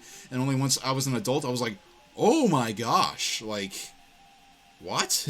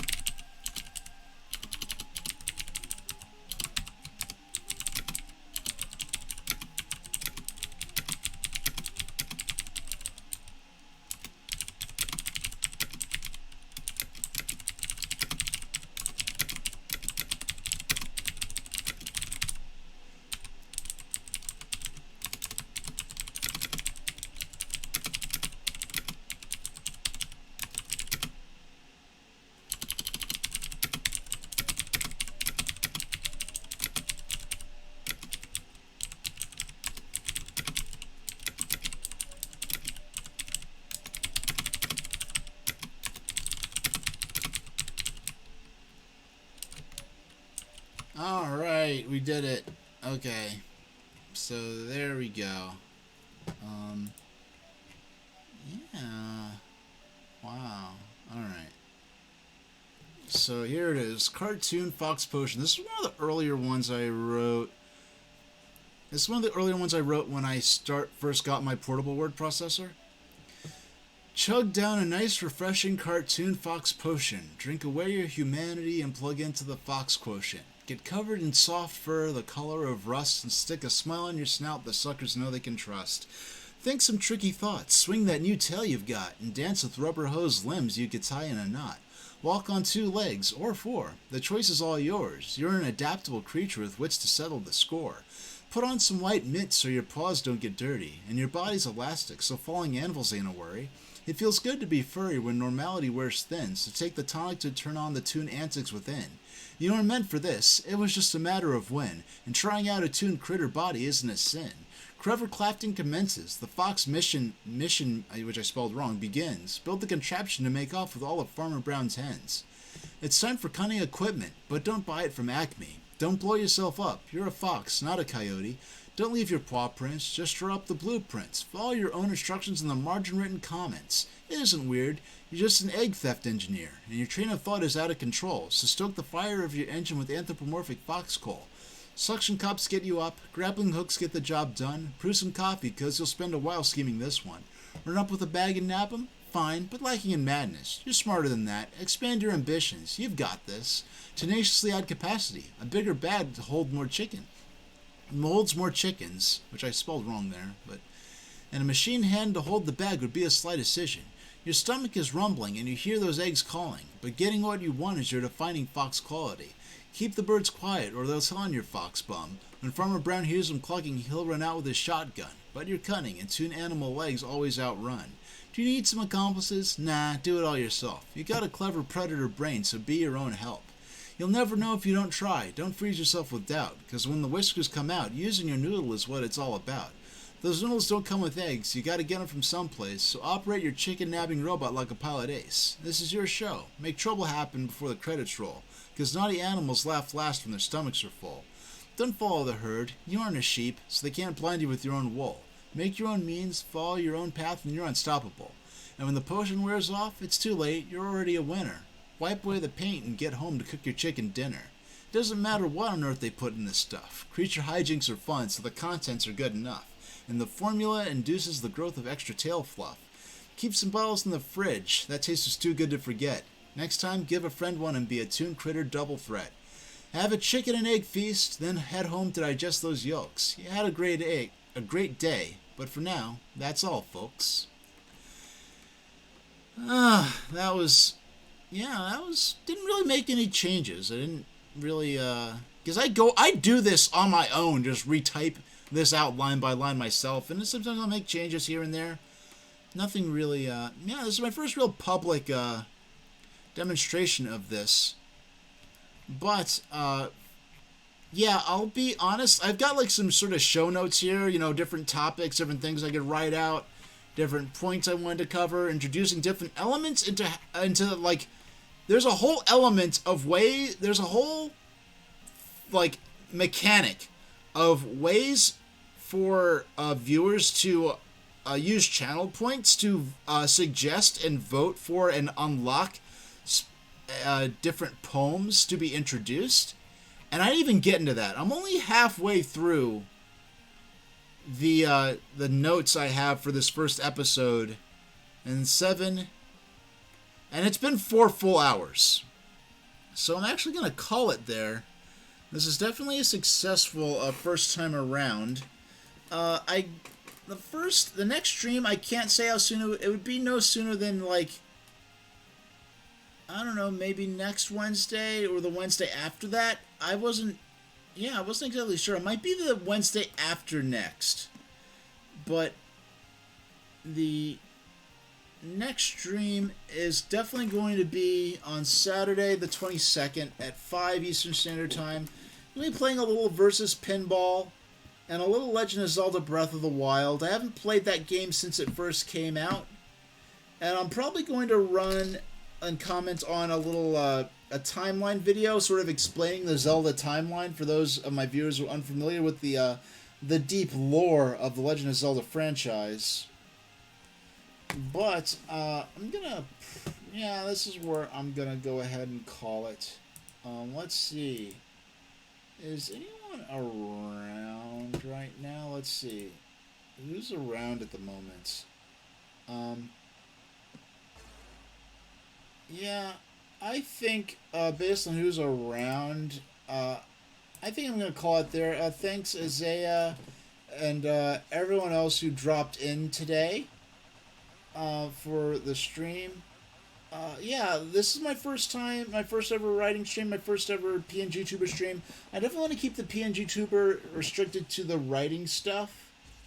It works good for the writing stuff specifically, but I will be back. So thank you all for your support, and this is definitely an experimental stream, and I definitely over prepared in terms of the amount of stuff I had ready to write about and share. So I will see you all next time, and thank you all very much for watching.